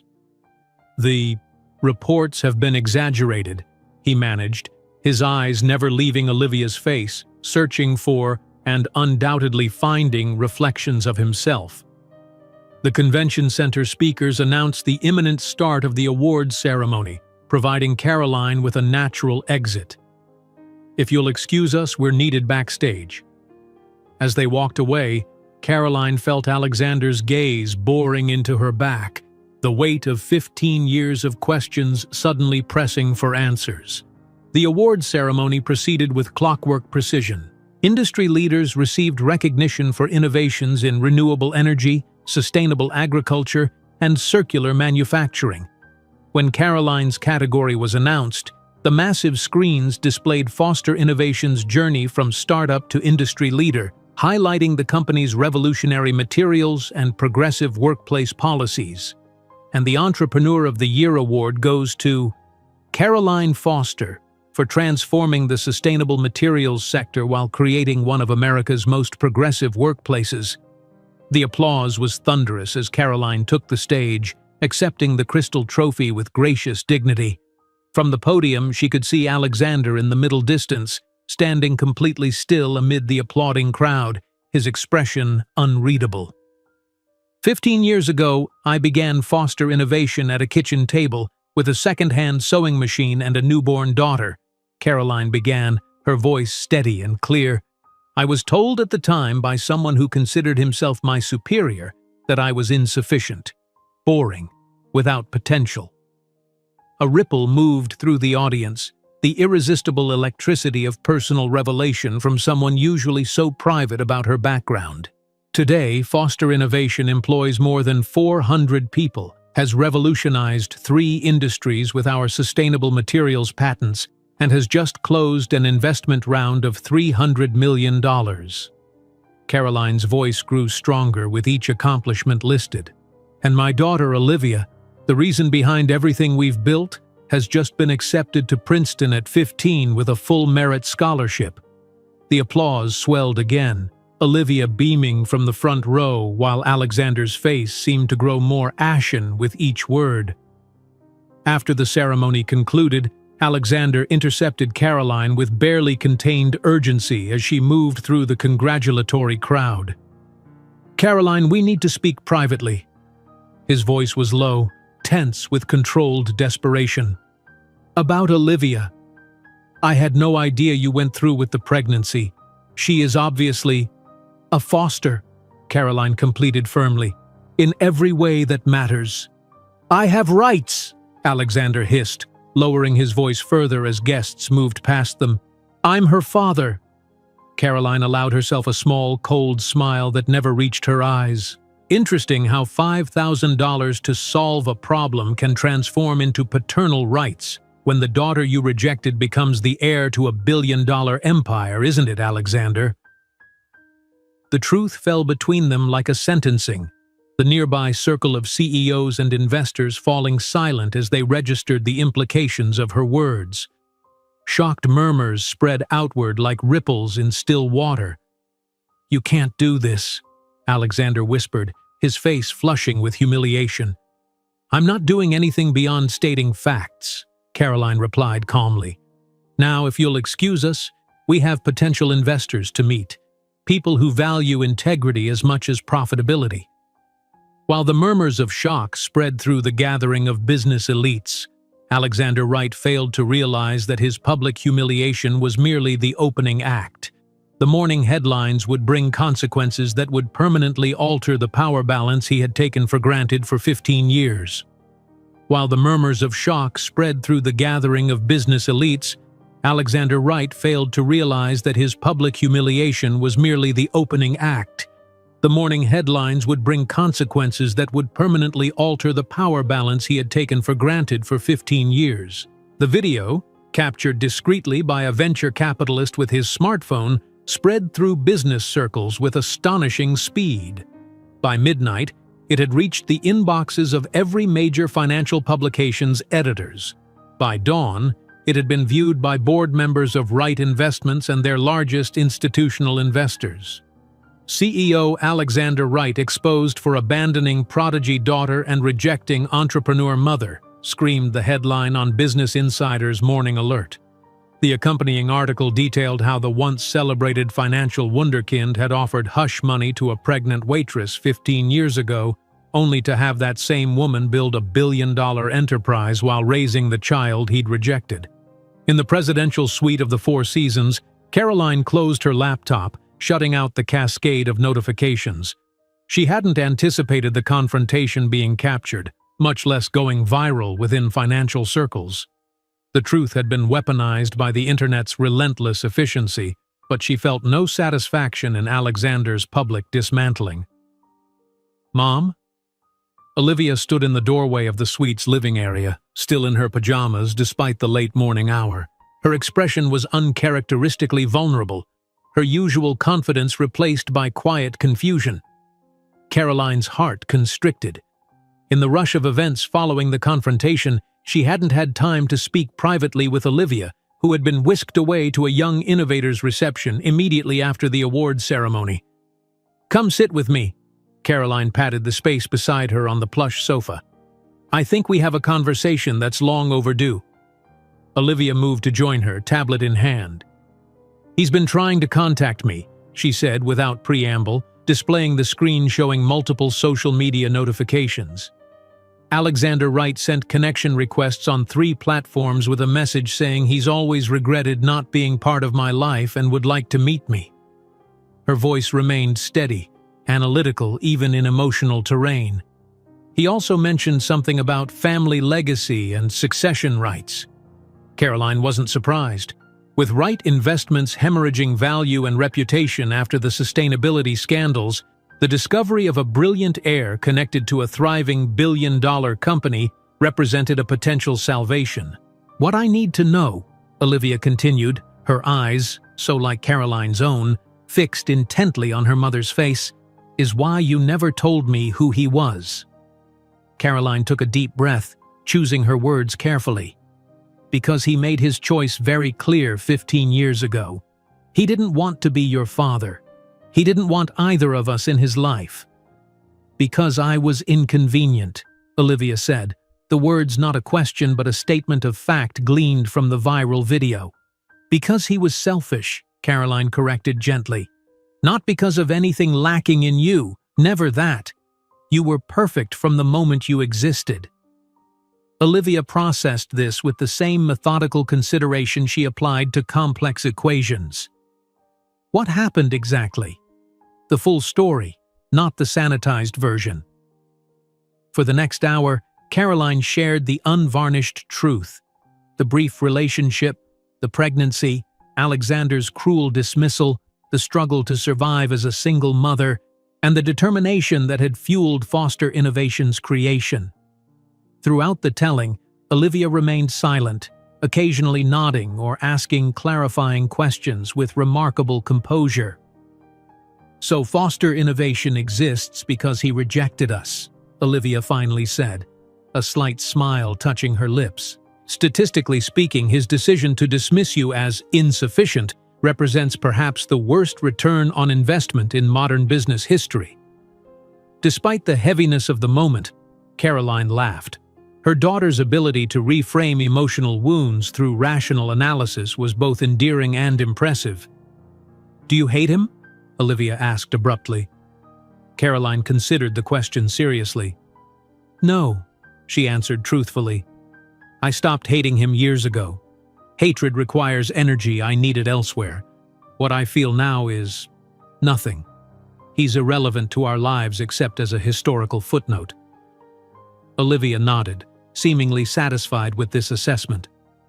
"And what should I do about his messages?" "That's entirely your decision," Caroline replied. "You're old enough to choose whether you want any connection with him. I won't stand in the way if you're curious about knowing him, but I want you to be prepared for the likelihood that his sudden interest is strategically motivated." "Because I'm valuable now," Olivia concluded shrewdly, "as a potential heir to salvage his failing company." "Exactly." The afternoon brought a fresh cascade of media inquiries, all of which Caroline's PR team deflected with professional efficiency. Eleanor Matthews called to offer both congratulations on the award and tactical advice on handling the unexpected publicity. "The board is united behind you," Eleanor assured her. "This changes nothing about Foster Innovations' trajectory. If anything, it humanizes the brand, the founder who succeeded despite every obstacle." Caroline was reviewing investor term sheets when the hotel concierge called to announce a visitor in the lobby, Alexander Wright, requesting 5 minutes of her time. "He's brought gifts," the concierge added diplomatically. "Quite a large, stuffed animal and flowers."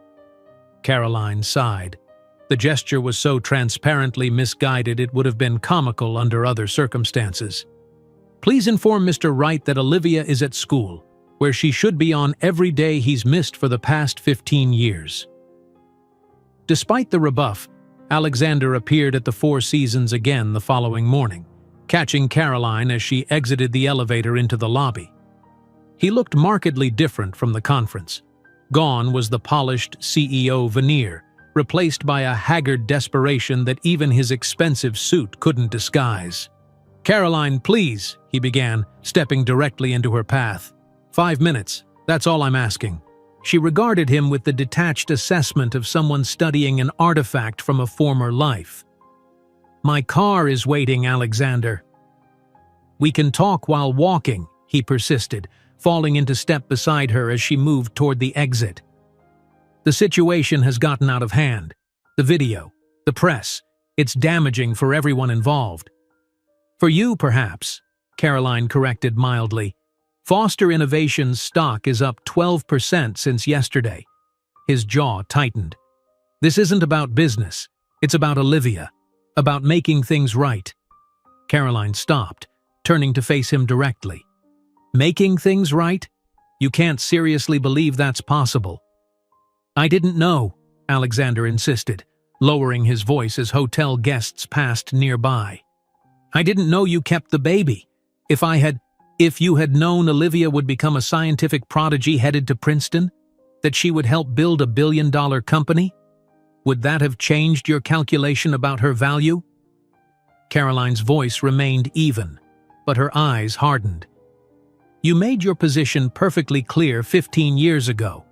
Olivia was a problem with a $5,000 solution." Alexander's expression shifted to one of calculated reasonableness. "People change, Caroline. I've had time to reflect on past mistakes. I can compensate for the lost years, provide opportunities, connections that even your impressive success can't match." "Compensate," Caroline repeated incredulously. "You think you can compensate for 15 years of absence?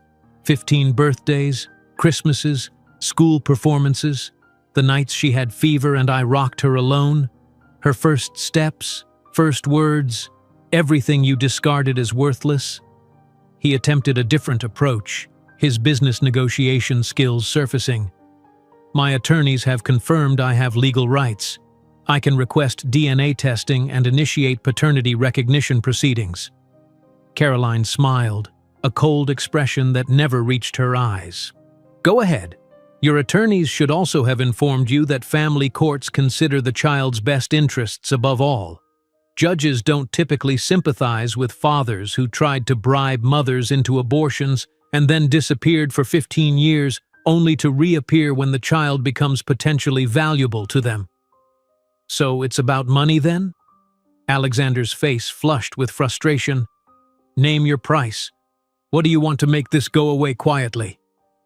The insult was breathtaking in its obliviousness. Caroline straightened to her full height, her designer suit and confident bearing a stark contrast to the frightened waitress who had once stood trembling in his office. "My company is worth more than yours, Alexander. My daughter has a brighter future than yours ever was. I don't need your money. I never did." His expression shifted from frustrated to calculating. "What do you want then?" "Nothing," Caroline answered simply. "That's the point you never understood. I built a life that has no space for you. Olivia will decide when she reaches legal age if she wishes to know you. Until then, I suggest you work on becoming someone worth knowing." Alexander's reply was cut short by the arrival of Caroline's driver, creating a natural end to the confrontation.